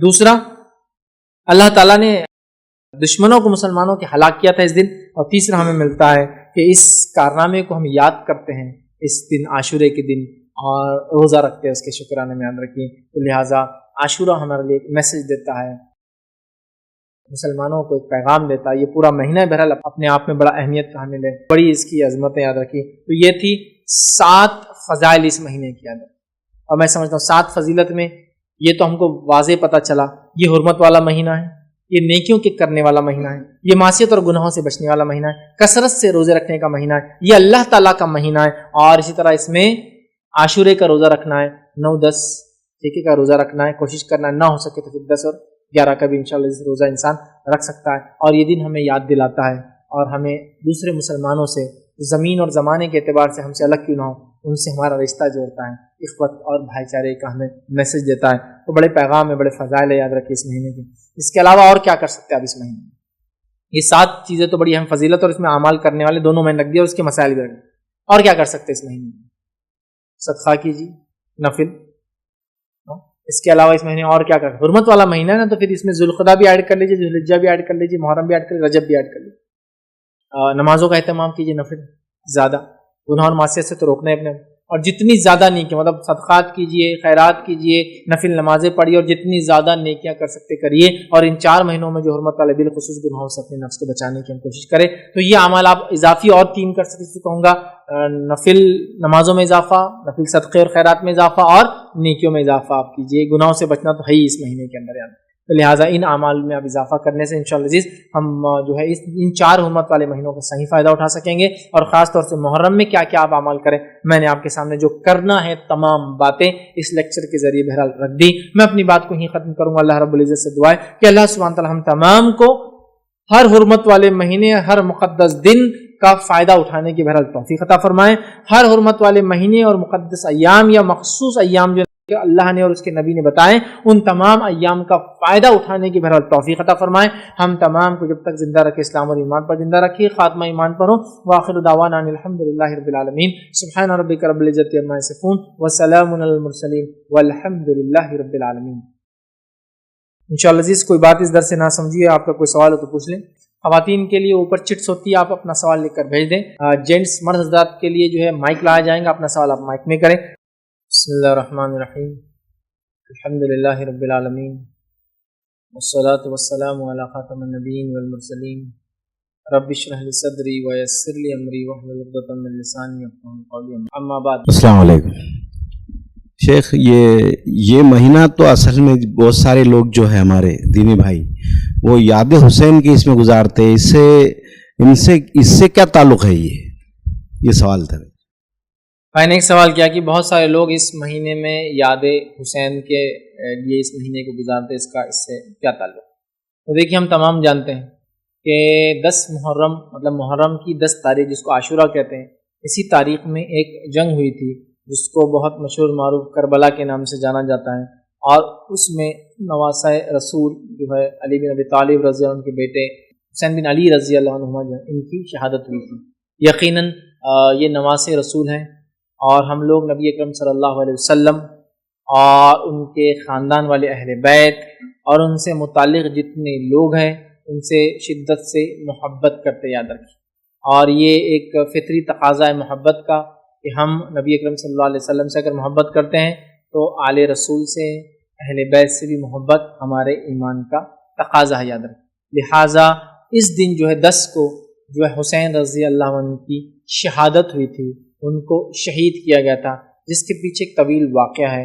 وقت نہیں ہے کہ ان تمام واقعات میں ہم جائیں، لیکن یہ ہوا تھا اور ہم کو اس چیز کا غم ہے کہ نبی اکرم صلی اللہ علیہ وسلم کے نواسے کے ساتھ ایسا ہوا، یاد رکھیں.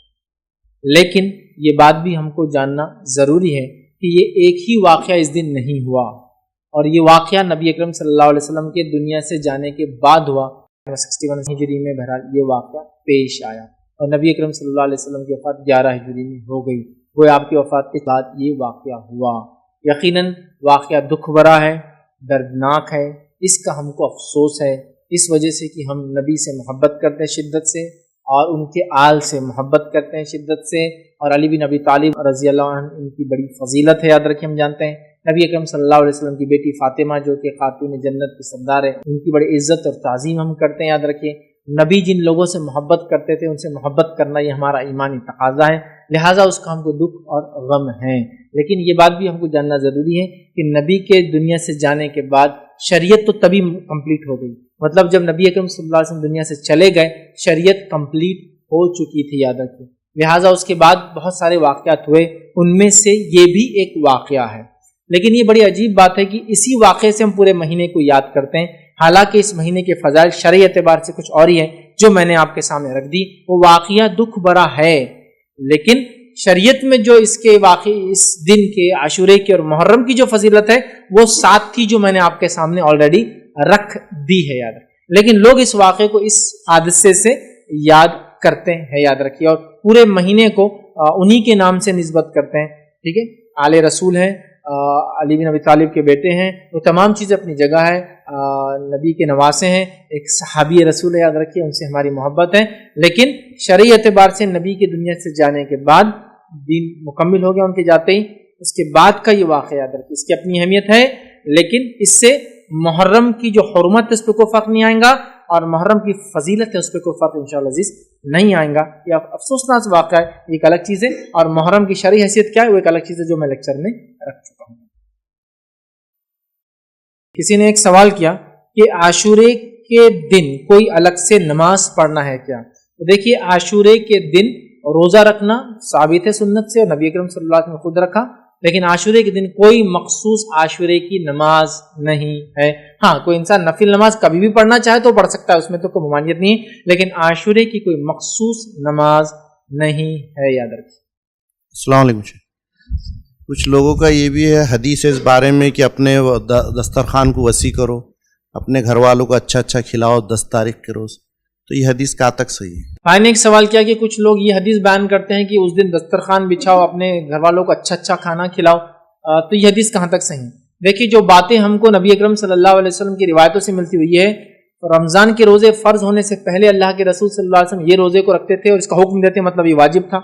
رمضان کے روزے فرض ہونے کے بعد اللہ کے رسول صلی اللہ علیہ وسلم فرمایا جو رکھنا چاہے رکھے، جو کھانا چاہے کھائے۔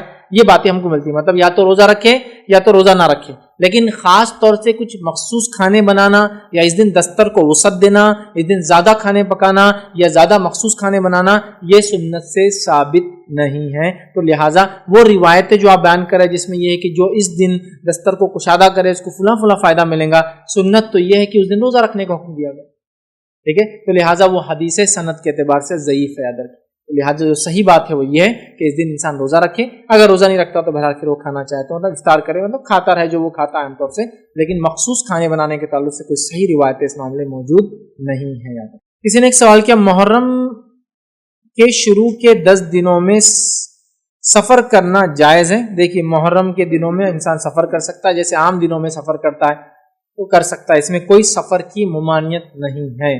شریعتاً نبی اکرم صلی اللہ علیہ وسلم نے قرآن میں اور اللہ کے رسول صلی اللہ علیہ وسلم نے کہیں بھی سفر وغیرہ سے محرم میں منع نہیں کیا، تو لہٰذا محرم کی 1 سے 10 تک یا پورے محرم میں آپ سفر کرنا چاہے تو کر سکتے، شریعتاً اس میں کوئی مذائقہ اور کوئی قباحت نہیں ہے انشاءاللہ۔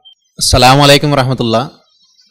شیخ، سنیچر کے دن جو روزہ نہ رکھنے کی ممانعت ہے، تو اگر عاشورے کا روزہ اس دن آ جائے تو بعض حضرات جو ہے تو منع کرتے ہیں، روکتے ہیں، تو ان کو کس طرح سمجھایا جائے اس حدیث کو کہ جس دن سنیچر کے دن منع کیا گیا ہے روزہ رکھ؟ بھائی نے ایک سوال کیا کہ ہفتے کے دن روزہ رکھنے سے منع کیا گیا سنیچر کے دن، سیٹرڈے، تو اگر اس دن عاشورے کا روزہ آ گیا تو دیکھیے عاشورے کا روزہ ایک تاریخ سے جڑا ہوا ہے، دن سے جڑا ہوا نہیں ہے، تو عاشورے کا روزہ جمعہ کو بھی آئے تو آپ رکھ سکتے ہیں، ہفتے کو آیا بھی تو رکھ سکتے ہیں، یا کسی اور دن بھی آئے تو رکھ سکتے ہیں۔ تو یہاں وہ ممانعت لاگو نہیں ہوگی جو حدیث میں ہے کہ خالی جمعہ کا اور خالی ہفتے کا روزہ نہ رکھو، جیسا کہ کسی حد تک دیکھا جائے تو آپ کو تو 2 روزے رکھنا ہے، جمعرات جمعہ اگر جمعہ کو بھی آئے تو، یا پھر جمعہ ہفتہ، یا پھر ہفتہ اتوار، تو آلریڈی وہ چپک کے آنا، لیکن کسی وجہ سے ایک آدمی ایک ہی روزہ رکھ سکتا ہے، مطلب وہ 10 کا رکھنا چاہ رہا ہے صرف، اور 10 آگے جمعہ کو یا 10 آگے 11 کو، تو وہ ایک بھی رکھ سکتا ہے، حالانکہ رکھنا تو 2 وہ ایک بھی رکھ سکتا ہے۔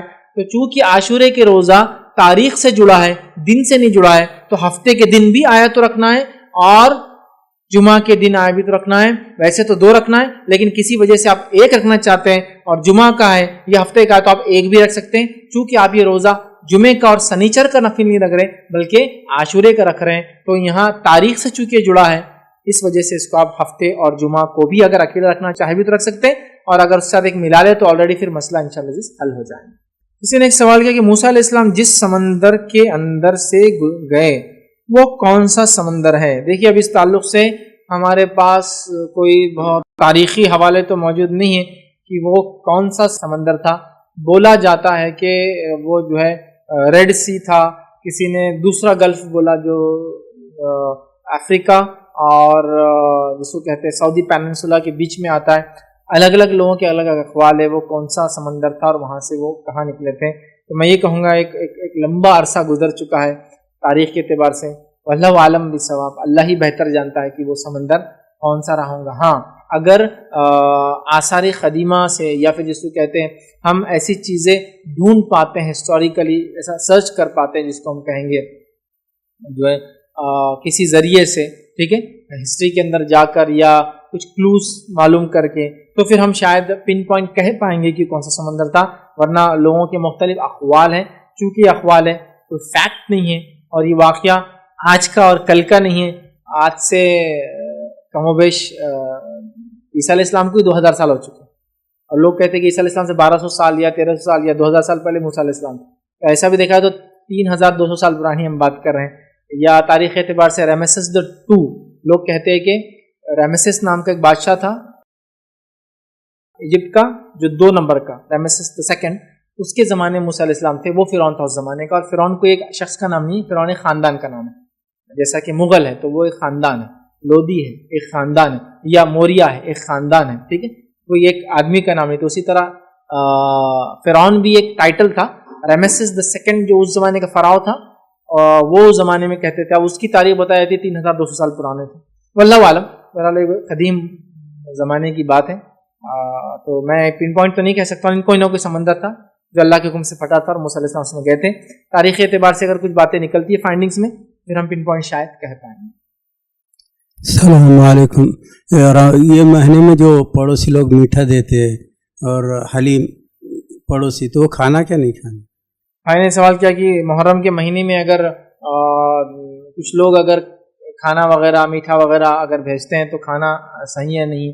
دیکھیے اگر عام اعتبار سے کوئی کھانا بنا رہا ہے عام اعتبار سے تو اس میں تو کوئی حرج نہیں. عام اعتبار سے مراد یوں ہی کسی نے بنا لیا کہ بھائی آج 10 محرم ہے اور ہم آج روزے سے ہیں تو شام میں روزہ کھولیں گے، تو روزے میں جنرلی لوگ کچھ نہ کچھ الگ بناتے ہیں. اس نسبت سے کسی نے کچھ میٹھا اور کچھ الگ چیز بنا دی تو ایک الگ مسئلہ ہے. لیکن اگر کوئی مخصوص ہے ٹریڈیشن کی وجہ سے یا کوئی بدعت کی وجہ سے یا کوئی خرافات کی وجہ سے کرتے ہیں تو آپ اوائڈ کریں. تو یہ ڈیپینڈ ہے سامنے والا بھیجنے والا کس عقیدے کا ہے، آپ وہ دیکھ لیں. اس کے اعتبار سے اگر وہ صحیح العقیدہ ہے، آپ جانتے ہیں کہ بدعت خرافات نہیں بھیجیں گا تو کوئی حرج نہیں. لیکن آپ جانتے ہیں کہ نہیں یہ تو خرافات وغیرہ کر کے بھیجیں گا تو اوائڈ کیجیے. تو بہرحال یہ ڈیپینڈ ہے. ورنہ عام اعتبار سے کوئی چونکہ اس دن لوگ روزہ ہے ہوتا ہے، روزہ ہے تو لوگ جلیبی منگا کے کھاتے ہیں، بھجی منگاتے ہیں، ساتھ میں پھل فروٹ منگاتے ہیں، اسپیشل کھانے منگاتے ہیں، تو وہ نسبت سے تو انشاءاللہ کوئی حرج نہیں ہے. لیکن اگر مخصوص ہے تو پھر آپ کو دیکھنا ہوگا اس کے اعتبار سے آپ اگر وہ درست ہے تو کھائیے، نہیں ہے تو اوائڈ. کسی نے ایک سوال کیا محرم کے مہینہ شروع ہونے پر کوئی دعا ہے؟ تو دیکھیے نئے مہینے کا چاند دیکھتے وقت ایک دعا ہے، وہی دعا ہے محرم کے لیے. تو محرم کا مہینہ شروع ہونے پر خاص دعا تو نہیں، وہی عام دعا ہے جو نئے مہینے کے چاند دیکھنے پر کی جاتی، وہ آپ انشاءاللہ پڑھ سکتے ہیں. میرا سوال یہ ہے کہ محرم کے مہینے میں شادی کرنا کیسا ہے؟ اور 10 محرم کو اس کو لوگ منحوس سمجھتے ہیں کہ محرم کے مہینے میں شادی کی جائے. بھائی نے سوال کیا کہ محرم کے مہینے میں شادی کرنا کیسا ہے، اور خاص طور سے 10 محرم کو کیا انسان شادی کر سکتا ہے؟ تو دیکھیے اگر آپ کی شادی طے ہوئی اور آپ کرنا چاہیں تو ضرور کیجیے، اس میں انشاءاللہ کوئی حرج نہیں. لیکن اگر سوال عام ہے کہ محرم میں شادی کرنا کیسا ہے اور کیا 10 کو کر سکتے ہیں، تو دیکھیے آپ کے لیے اس میں کوئی حرج نہیں ہے، کوئی حرج نہیں. یہ مسئلہ ایسا بھی ہو سکتا ہے کہ آپ نے 10 محرم کو شادی طے نہیں کی، لیکن آپ نے طے کی تاریخ انگلش. اب ظاہر سی بات ہے 6 مہینے پہلے شادی طے ہو گئی، اب دن تو سرکتے جائیں گے نا. 3 مہینے 30 کے ہوں گے، 3 مہینے 29 کے ہوں گے، ٹھیک ہے. اب ہوں گا یہ کہ جب وہ پہنچیں گے وہاں تک، سمجھ رہے آپ، تو یہ ہوں گا کہ ڈیٹس چینج ہو جائیں گی.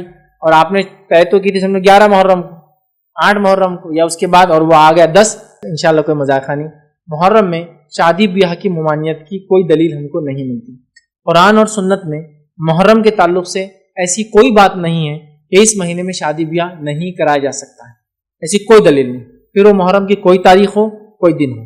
ویسے تو حکم تو یہ ہے سال کی کوئی تاریخ ہو، کوئی گھڑی ہو، کوئی دن ہو، رات ہو یا دن ہو، شادی کے لیے کوئی فکس چیز نہیں، آپ کبھی بھی کر سکتے ہیں. کیا تہجد میں آپ شادی کر سکتے ہیں؟ ہاں کر سکتے ہیں، کوئی مذاق نہیں. کیا فجر کے بعد شادی ہو سکتی ہے؟ ہاں ہو سکتی ہے.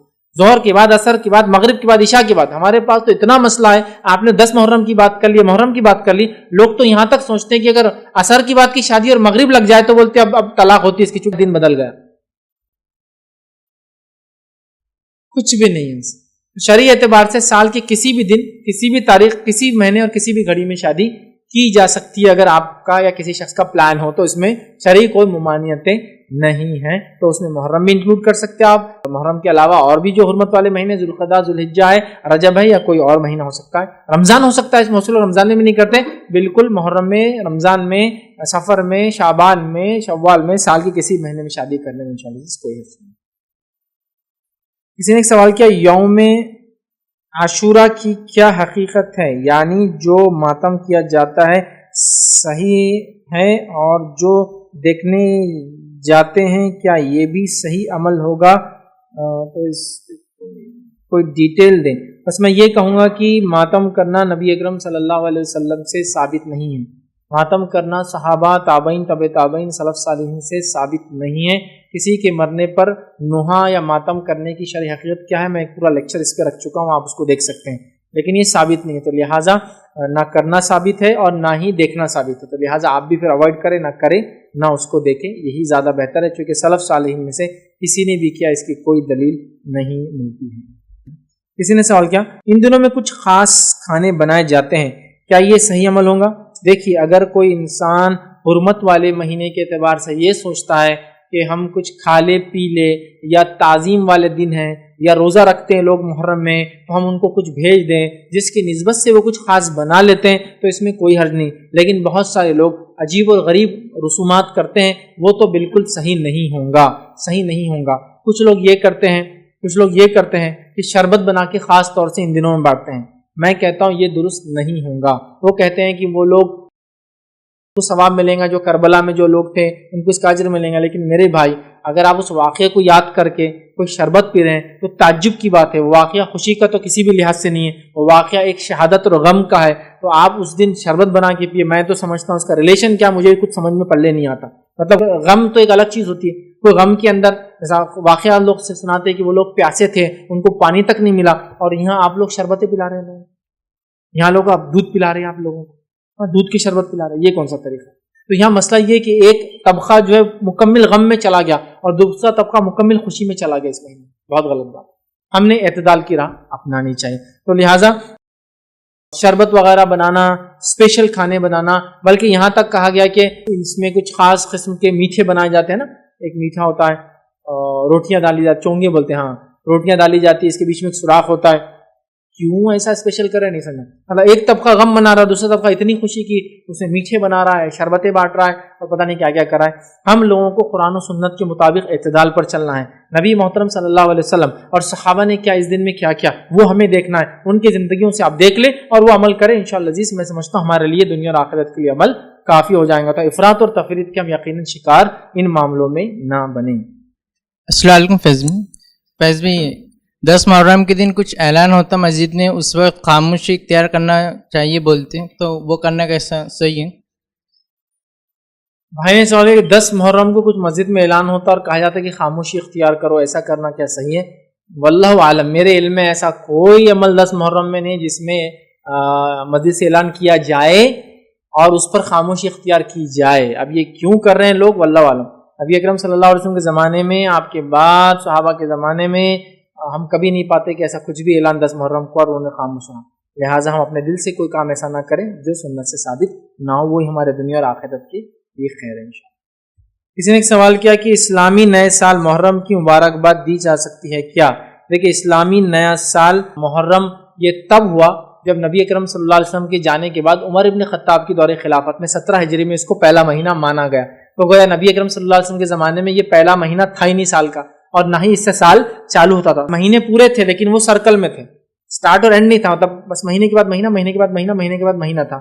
عمر ابن خطاب رضی اللہ عنہ کے دور میں جب اکاؤنٹس کا ایشو آنے لگا تو ایک سٹارٹنگ منتھ اور ایک اینڈنگ منتھ کی ضرورت تھی. آپ نے کہا کیوں نہ محرم سے اسلامی کیلنڈر شروع کیا جائے. تو نبی اکرم صلی اللہ علیہ وسلم کے زمانے میں نہ ہی یہ کیلنڈر کا پہلا مہینہ تھا اور نہ ہی آپ نے کوئی اس کو سال کا پہلا مہینہ مانا، لیکن ضرورت کے تحت بعد میں بنایا گیا اور صحابہ اس پہ خاموش رہے، لہٰذا یہ سال کا پہلا مہینہ بن گیا.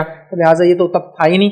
اب اس پہ شرعی اعتبار سے ہم کو حکم مل ہی نہیں سکتا کہ یہ پہلا مہینہ چونکہ نبی اکرم صلی اللہ علیہ وسلم کے زمانے میں نہیں تھا، ہم اس کو یہ کہہ نہیں سکتے کہ اس کو مبارکباد دی جائے کیونکہ اللہ کے رسول کے دور میں تو دی نہیں گئی. تو لہٰذا اوائڈ کرنا ہی زیادہ بہتر ہے. یاد رکھیں. ہاں، احتساب کے حساب سے اگر کوئی یہ کہہ رہا ہے کہ ایک سال گزر گیا، احتساب سمجھتے نا، سیلف جس کو کہیں گے ریکٹیفیکیشن کے لیے، یا جس کو کہیں گے محاسبہ، اپنے آپ کو جس کو کہیں گے انالائز کرنا، اپنے آپ کی گرفت کرنا، اکاؤنٹیبلٹی کرنا اپنے آپ کی کہ ایک سال میری زندگی گزر گیا، کیا کیا میں نے، پچھلی محرم آئی تھی اور یہ محرم آ گئی، 1 ایئر میرا کیسا گزرا، نیکی کی تو خوشی کی بات تھی اور گناہ اور معصیت میں گزری تو مجھے بہت سخت توبہ کرنے کی ضرورت ہے، زندگی بدلنے کی ضرورت ہے. ایز اے اکاؤنٹیبلٹی یاد کرنا ایک الگ چیز ہے، بٹ اسپیشلی کوئی مبارکبادی وغیرہ دینا سنت سے ثابت ہو ہی نہیں سکتا کیونکہ اس زمانے میں اس کی شروعات سال کی ایسی ہوتی ہی نہیں تھی. کسی نے ایک سوال کیا کہ کیا محرم میں مہندی لگانا منع ہے؟ دیکھیں، مہندی کے تعلق سے کوئی حدیث ہی نہیں ہے کہ اس کو کب لگایا جائے اور کب نہ لگایا جائے. حدیث میں صرف اتنا ہے کہ نبی اکرم صلی اللہ علیہ وسلم نے ایک بار ایک ہاتھ دیکھا تو کہا یہ کس کا ہاتھ ہے؟ تو کسی نے کہا یہ عورت کا ہاتھ ہے. تو کہا پھر وہ مہندی لگاتی، مطلب عورت اگر ہے تو مہندی لگانا چاہیے ہاتھ میں، آپ نے پسند کیا تو لہٰذا آپ مہندی لگائیں. لیکن اس کی کوئی شرعی میں نے ایسی کوئی دیکھی نہیں کہ یہ گھڑی لگانا افضل ہے، یہ گھڑی لگانا مفضول ہے، نہیں، یا یہ گھڑی لگانا منع ہے. یہ کبھی بھی لگایا جا سکتا ہے، چاہے انسان خوبصورتی کے لیے لگائے یا بیماری کے علاج کے لیے بھی مہندی کام آتی ہے نا، تو آپ لگا سکتے ہیں اس میں. تو اس کے لیے میں نہیں کہوں گا کوئی خاص مہینہ، کبھی بھی لگائے، اس میں انشاءاللہ دن رات کوئی ممانعت کی دلیل تو نہیں ہے. السلام علیکم ورحمۃ اللہ. फैज़ भाई, यहूदियों के ताल्लुक से तो आता कि वो मूसा अलैहिस्सलाम जब बनी इसराइल आज़ाद हुए तो खुशी मनाते, ये ईसाई क्यों मनाते हैं खुशी, या मनाते थे? भाई ने सवाल किया कि यहूद और नसारा का मैंने कहा तस्करा है रिवायतों में, तो इस यहूद तो इसलिए मनाते थे कि वो मूसा अलैहिस्सलाम को नबी मानते थे, ईसाई क्यों इसको मनाते थे? तो देखिए एक चीज जहन में रखें, आदम अलैहिस्सलाम से लेकर मोहम्मद सल्लल्लाहु अलैहि वसल्लम तक ये अंबियाओं का सिलसिला है। ठीक, यहूद जो है वो आदम अलैहिस्सलाम से लेकर याहया अलैहिस्सलाम, याहया इब्न ज़करिया, याहया अलैहिस्सलाम तक, जॉन द बैप्टिस्ट, यहां तक सबको नबी मानते हैं। वो ईसा अलैहिस्सलाम और मोहम्मद सल्लल्लाहु अलैहि वसल्लम को नबी नहीं मानते। ईसाई क्रिश्चियंस वो आदम अलैहिस्सलाम से लेकर ईसा अलैहिस्सलाम तक सबको नबी मानते हैं, जीसस, मोहम्मद सल्लल्लाहु अलैहि वसल्लम को नहीं मानते। मुसलमान होने के नाते हम आदम अलैहिस्सलाम से लेकर मोहम्मद सल्लल्लाहु अलैहि वसल्लम तक सबको नबी मानते हैं। तो जो ज्यूज के जितने नबी हैं यहूद के, वो क्रिश्चियंस के भी पूरे हैं, इंक्लूडिंग ईसा अलैहिस्सलाम, जीसस। और मुसलमान जो है पूरों को ही मानते हैं शुरू से लेकर। तो गोया यहूदी जिसको नबी मानते हैं, ईसाई भी इसको मानते हैं और हम भी मानते हैं, सिवाय इसके कि यहूदी 2 को नबी नहीं मानते हैं और ईसाई 1 को नबी नहीं मानते हैं। और हमारा दावा है कि हम सारों को मानते हैं, अव्वल से लेकर आखिर तक। तो चूंकि यहूदी खुशी मना रहे थे 10 को कि अल्लाह ताला ने मूसा अलैहिस्सलाम को आज़ादी दी, ऑटोमेटिकली वो ईसाइयों के भी नबी है, वो भी उसकी खुशी मना रहे थे। और चूंकि मूसा अलैहिस्सलाम हमारे नबी भी है, ऑटोमेटिकली नबी अकरम सल्लल्लाहु अलैहि वसल्लम ने भी उस दिन खुशी शुक्राने का रोजा रखा, तो वह हम उनकी खुशी में शामिल हुए। तो लिहाजा उस एतबार से यहूद और नसारा, चूंकि दोनों के लिए नबी वही है, कॉमन थे, इस वजह से ईसाई भी इसको मना रहे थे। और मोहम्मद सल्लल्लाहु अलैहि वसल्लम ने भी इस दिन शुक्राने का रोजा रखकर ये बता दिया कि ज़मीन और ज़माने के फ़र्ज से हमारी मोहब्बत कम्युनिटी मुसलमान वो भी थे, उनको अल्लाह ने आज़ादी दी, नजात दी, तो उनकी खुशी में हम भी शामिल हैं। अस्सलाम वालेकुम। इक़रा बिस्मि रब्बिकस्म सजदा है, पहला सजदा नहीं है। तो हमने कितने बार सजदे करना चाहिए महीने में, हमने खुद जैसे, और क्या फजीलत जो सजदे आते हैं, हाँ जो सजदे, और उसकी क्या फजीलत है सजदे? भाई सवाल के कुरान के सजदों के ताल्लुक से उसकी क्या फजीलत है। देखिए कुरान के सजदों की क्या फजीलत है वो तो हम नहीं जानते, लेकिन नबी अकरम सल्लल्लाहु अलैहि वसल्लम ने जब वो आयतें मखसूस पढ़ी गई तो उन पर सजदा किया। ठीक है, तो सजदा तिलावत जिसको बोलते हैं, तो वो सजदा तिलावत है, उसमें वही तस्बीहात पढ़ना है जो तस्बीहात आप आम सजदे में पढ़ते हैं। उसके अलावा भी कुछ तस्बीहात नबी अकरम सल्लल्लाहु अलैहि वसल्लम से साबित है, आप उसको देखिए, अगर पढ़ना चाहते हो आप वो भी उसमें पढ़ सकते हैं। अब रहा मसला ये सजदे तिलावत, क्या ये फर्ज वाजिब है या मुस्तहब है? तो याद रखिए उमर इब्न खत्ताब रजी अल्लाह ने एक बार जुमा खुतबा दिया, खुतबे में आपने सजदे तिलावत की आयत पढ़ी और उसके बाद उतरे मिंबर से और सजदा किया। उसके बाद दूसरे बार आपने फिर खुतबा दिया और सजदे तिलावत की दूसरी आयत पढ़ी और सजदा नहीं किया, और लोगों से कहा लोगों मैंने ये इसलिए किया कि तुमको बता दूं सजदा करना जरूरी नहीं है, वाजिब नहीं है। तो वह सजदे तिलावत आप कर भी सकते हैं, और अगर किसी वजह से आप ना भी करें तो इंशाअल्लाह इसमें कोई हर्ज नहीं है, मजायका नहीं है, लेकिन करना चाहिए, एक अच्छी बात है। लेकिन किसी वजह से आप ना कर पाए, चूंकि बहुत सारे लोग कुरान को डर से नहीं पढ़ते, बोलते हैं कुरान में इतने सजदे 13 है 14, उसमें इख्तिलाफ भी है और मेरे से छूट गया तो मुझे क्या अजाब मिलेगा, क्या गुनाह मिलेगा। सजदे करना याद रखिए जो तिलावत के होते हैं ये ज़रूरी नहीं है, लेकिन करना चाहिए, ये सुन्नत है, याद रखिए। हज़रत उमर ने करके बताया, आपने किया। ऐसे बहुत सारे अमल है जो खुलफा राशिदीन और खासतौर से किबार साहबा ने कभी करके बताया और कभी रुक के बताया। जैसे कि अबू बकर सिद्दीक रजी अल्लाह जब खलीफा रहे और उमर इब्न खत्ताब जब खलीफा रहे, दोनों कुर्बानी नहीं करते थे। सिर्फ लोगों को ये बताने कि लोगों ये फर्ज नहीं है, क्योंकि लोगों ने फर्ज के हद तक ले गए थे और इतना उसमें गुलू कर रहे थे कि हर आदमी अपने तरफ से एक जानवर जुबा कर रहा था। तो दोनों शेखैन ने, मतलब दो बड़े सहाबा जिनका बड़ा मुकाम है, इन दोनों ने कुर्बानियां नहीं की, लोगों को बताने के लिए कि ये वाजिब नहीं है, ये सुन्नत है, ये सुन्नत मुअक्कदा है। याद समझ रहा? कुछ लोग बोलते नहीं उनका वो खास अमल था, खास फेल था 2 सहाबा का। नबी के जिंदगी यहाँ दुनिया से जाने के बाद अब कोई खास फेल को इजाद कर ही नहीं सकता, वरना बिदअत में शुमार होता है। वो फेल वही होगा जो नबी से निकाला। खास फेल ये था कि इस्तिताअत होते हुए भी नहीं करते थे, ताकि लोगों को बताए, लोगों जो तुम भाग रहे हो, हर आदमी अपने तरफ से एक एक कर रहा है, इसकी जरूरत नहीं है। नबी के जमाने में तो एक इंसान एक हिस्से के अंदर या एक बकरी के अंदर पूरा घर अपने अपने अपने और अपने अहलवाल की तरफ से कुर्बानी करता, तो ये सिर्फ बताने के लिए उन्होंने एहतियात। तो ऐसे वाक़यात बहरहाल हमको मिलते हैं, तो लिहाजा सजदे तिलावत आप करें, वो सुन्नत है, करना चाहिए, लेकिन किसी वजह से ना भी कर पाए तो इंशाअल्लाह आप गुनाहगार इस मामले में इंशाअल्लाह। फैज़ भाई, अभी भी अमल है यहूदियों का रोज़े के उस बारे में? क्या आज तो उनके माहौल वगैरह कुछ आप सल्लल्लाहु अलैहि वसल्लम के दौर में तो थे शायद आप। भाई का सवाल है क्या आज भी यहूदी वो एक रोज़ा रखते हैं जो आशूरे का था? देखिए इस मामले में वल्लाहु आलम, चूँकि वो मजहब और उसके मानने वाले लोग तादाद में बड़े कम हैं। मैंने बड़ी कोशिश की थी, लोगों ने सवाल किया था नमाज पढ़ने का तरीक़ा यहूदियों का क्या है वगैरह वगैरह।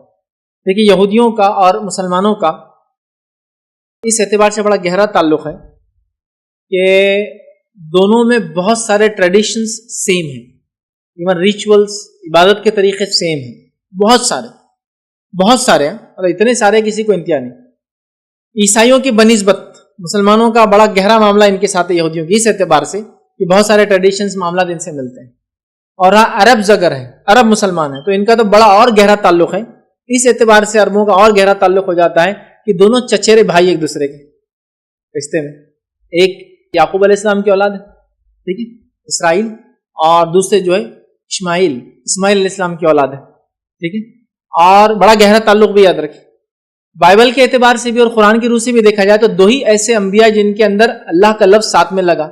एक जो याकूब अलैहिस्सलाम थे, उनको इसराइल कहा गया।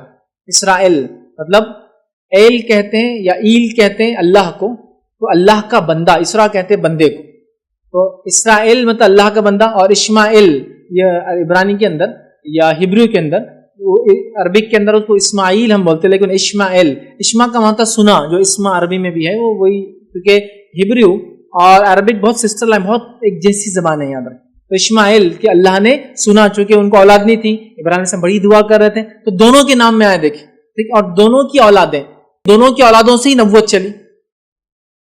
जो है इसराइल मतलब जो है याकूब अलैहिस्सलाम से नबुव्वत का सिलसिला चला कब तक? ईसा अलैहिस्सलाम तक। और इस्माइल इस्लाम की औलाद में कोई नबी नहीं आया अल्लाह के आखिरी नबी मोहम्मद सल्लल्लाहु अलैहि वसल्लम। तो यहूदियों से हमारा बड़ा गहरा ताल्लुक है, लेकिन इन्होंने अपने दीन को चेंज कर दिया। बहुत सारे रीति रिवाज, रिचुअल्स इन्होंने बदल दिए, इलाके जमीन जमाने के एतबार से अपने आप को चेंज कर ले, याद रखें, ठीक है। तो लिहाजा क्या आज वो रोजे रखते हैं? वल्लाहु आलम, मतलब मेरे इल्म में नहीं। जैसे एक बार किसी नमाज का पूछा था, मैंने बताया वो 3 टाइम नमाज पढ़ते हैं, हमने देखा। उसके बाद नमाज में वो लोग खिरात करते हैं कि इमाम होता है, तौरात सामने रखी होती है, घुमा घुमा कर पढ़ता है, पीछे पढ़ते हैं। लेकिन उनके पास कई मुख्तलिफ तरीके नमाजों के, सिर्फ एक नहीं है। कोई सजदे करता है, कोई रुकू करता है, कोई सिर्फ रुकू करता है, कोई घुटनों पर बैठता है, कई चीजें हैं। और जिससे पूछो वो एक नया जवाब देता है, मतलब वो कोई एक जैसा हतमी नहीं। जैसा मुसलमानों से आप पूछे नमाज का तरीका, तो एक ही जवाब मिलेगा, क़याम करना है, रुकू करना है, 2 सजदे करना है, फिर दूसरा क़याम करना है, फिर उसके बाद कायदा करना है, उसके बाद तीसरा क़याम करना है, अगर आगे की रकातें नहीं तो सलाम फेरना। तो ये कॉमन है, किसी भी मसलक और किसी भी तबके में जाइए नमाज का तरीका कॉमन मिलेगा। लेकिन ज्यूज एंड क्रिश्चियंस में वेरियस ट्रेडिशंस हैं, जिस तरीक़ों से वो इबादत करते हैं, रब को खुश करना चाहते हैं, चाहे नमाज बोलिए उनकी या पुकारना नमाज के, मतलब बुलाना नमाज के लिए, सब अलग है। तो आज क्या रखते हैं वल्लाहु आलम, मेरे इल्म में बिल्कुल भी ऐसी कोई बात नहीं है क्या वो रखते हैं, या आज के दिन वो नहीं रखते हैं। ये रॉयल स्टेट में जो अजान दी जाती है आजकल, जो वहाँ इंग्लैंड लंदन में, वो ताल्लुक से बताइए जरा क्या है। तो वो एक चर्च है, चर्च के अंदर अजान होती है, फिर वहाँ से फिर बाद में दूसरा कारोबार शुरू होता है। अभी वो वायरल हो रहा है, इस पर वीडियो पर भी, व्हाट्सएप पर भी। इधर भाई ने एक सवाल किया कि एक वायरल वीडियो हो रहा है जिसमें एक आदमी चर्च में अजान देता है, फिर काम शुरू होते हैं। देखिए एक बीच में, मैं वो वीडियो के बारे में तो नहीं जानता, लेकिन बीच में बहुत सारी गवर्नमेंट्स ने, खासतौर से यूरोप में और अमेरिका में, ये किया गया था कि जो एक तबके के खिलाफ, जो कि माइनॉरिटी है वो कंट्रीज़ में, मुसलमान, उनके खिलाफ जो हेट्रेड हो रहा था एशियंस के अगेंस्ट या फिर मुस्लिम्स के अगेंस्ट, जिसमें सिखों को भी वो घेर ले रहे थे, मार रहे थे, किसी को शूट कर दिया, किसी को जला दिया, मस्जिदों में आग लगा दी, कुरान फाड़ दिया, गिलाजत फेंक के जा रहे थे। तो गवर्नमेंट की तरफ से एक प्रोग्राम शुरू हुआ था, हो ये रहा था क्योंकि मुस्लिम माइनॉरिटी है, वो मुस्लिम्स को चर्चेस में इनवाइट कर रहे थे, वहाँ कुछ कुरान की तिलावत वगैरह उसके तर्जुमे हो रहे थे, कुछ लोग अजाने दे रहे थे, तो अलग अलग लोगों को इन्वाइट कर रहे थे और एक ज्वाइंट प्रोग्राम हो रहा था। तो ऐसे प्रोग्राम बहुत सारी जगह, जिसमें यूरोप में भी हुए, यूके में भी हुए और अमेरिका में भी, उसके बहुत सारे वीडियोस वायरल हो रहे हैं। कुछ लोग ये कह रहे हैं कि एक चर्च में अजान हुई, ईसाई थे, मुसलमान हो गए, ऐसा कोई उसकी हकीकत नहीं।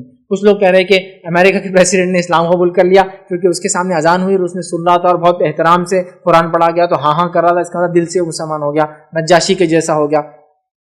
ये अजीब बात है हम लोगों का। दावत इस्लाम बोलो तो आंख पे कांटे आते हैं, और हर किसी को मुसलमान हो गया बोल के शामिल करने में बड़ी खुशी होती है हमको। हाल ही में किसी ने एक एस्ट्रोनॉट जो जाकर आया, बोले वो मुसलमान हो गया। मैंने कहा नहीं हुआ वो, یہ بولے اوپر گیا اس نے چاند دیکھا, چاند میں 2 ٹکڑے تھے. قصے تو اتنے اسی کو انتہا نہیں, اور بولے مسلمان ہو. تھوڑے دن بعد ایک ویڈیو آئی, وہ شرک کرتے ہیں. میں نے کہا اب کیا ہوا, اب مرتد ہو گیا ہو؟ بولے نہیں. تو ہم کو بڑی خوشی ہوتی ہے نیٹ کے اوپر, یہ بڑی وہ ہوتی ہے. تو ایسے بہت سارے ویڈیوز ہیں جس میں چرچز میں مسلم امام کو بلایا گیا جنہوں نے تلاوت قرآن کی قاریوں نے, اور اس کے بعد ان کا ترجمہ پڑھا گیا تاکہ مذہبی جو ہے جس کو کہیں گے یکجہتی یا میل ملاپ قائم کیا جائے, اور جو ہیٹریڈ اس مسلمان, اسلام, مسجدوں کے خلاف, آپ صلی اللہ علیہ وسلم کے خلاف, قرآن کے خلاف ہو رہا تھا, اس کو کم کرنے کی یہ ایک کوشش تھی ان لوگوں کی, ایک اچھی کوشش تھی. اس میں بہت سارے مسلمان پارٹیسپیٹ کیے اور اسی بہانے اسلام انٹروڈیوس ہو لوگوں تک. تو میں سمجھتا ہوں اسی قسم کے ویڈیوز ہیں, ورنہ میرے علم میں تو ایسا کوئی چرچ نہیں ہے جس چرچ میں اذان سے جو ہے ان کا کاروبار چالو ہوتا ہے, اور ان کے پاس کوئی اس کا ریزن بھی نہیں. ہاں یہ الگ بات ہے اگر کوئی ایسے لوگ ہو جو عربک جانتے ہو اور قرآن ان کو ایزا کوئی نغمہ, کوئی گیت, کوئی نظم اچھا لگ رہا ہو اور وہ پڑھ رہے ہوتے, ایک الگ بات ہے. میں اس کو تو نہیں ڈیفائن کر پاؤں گا وہ کیوں پڑھ رہے ہیں, بٹ ایز سچ ایسا کوئی میرے پاس انفارمیشن نہیں ہے کہ کوئی چرچ میں ایسی شروعات ہو اور وہ اپنے کام کی شروعات اس سے کر رہے ہوں. اسی پہ اپنی بات کو ہم ختم کریں گے. وآخر دعوانا الحمدللہ رب العالمین. سبحان ربک رب العزۃ عما یصفون وسلام علی المرسلین والحمد للہ رب العالمین.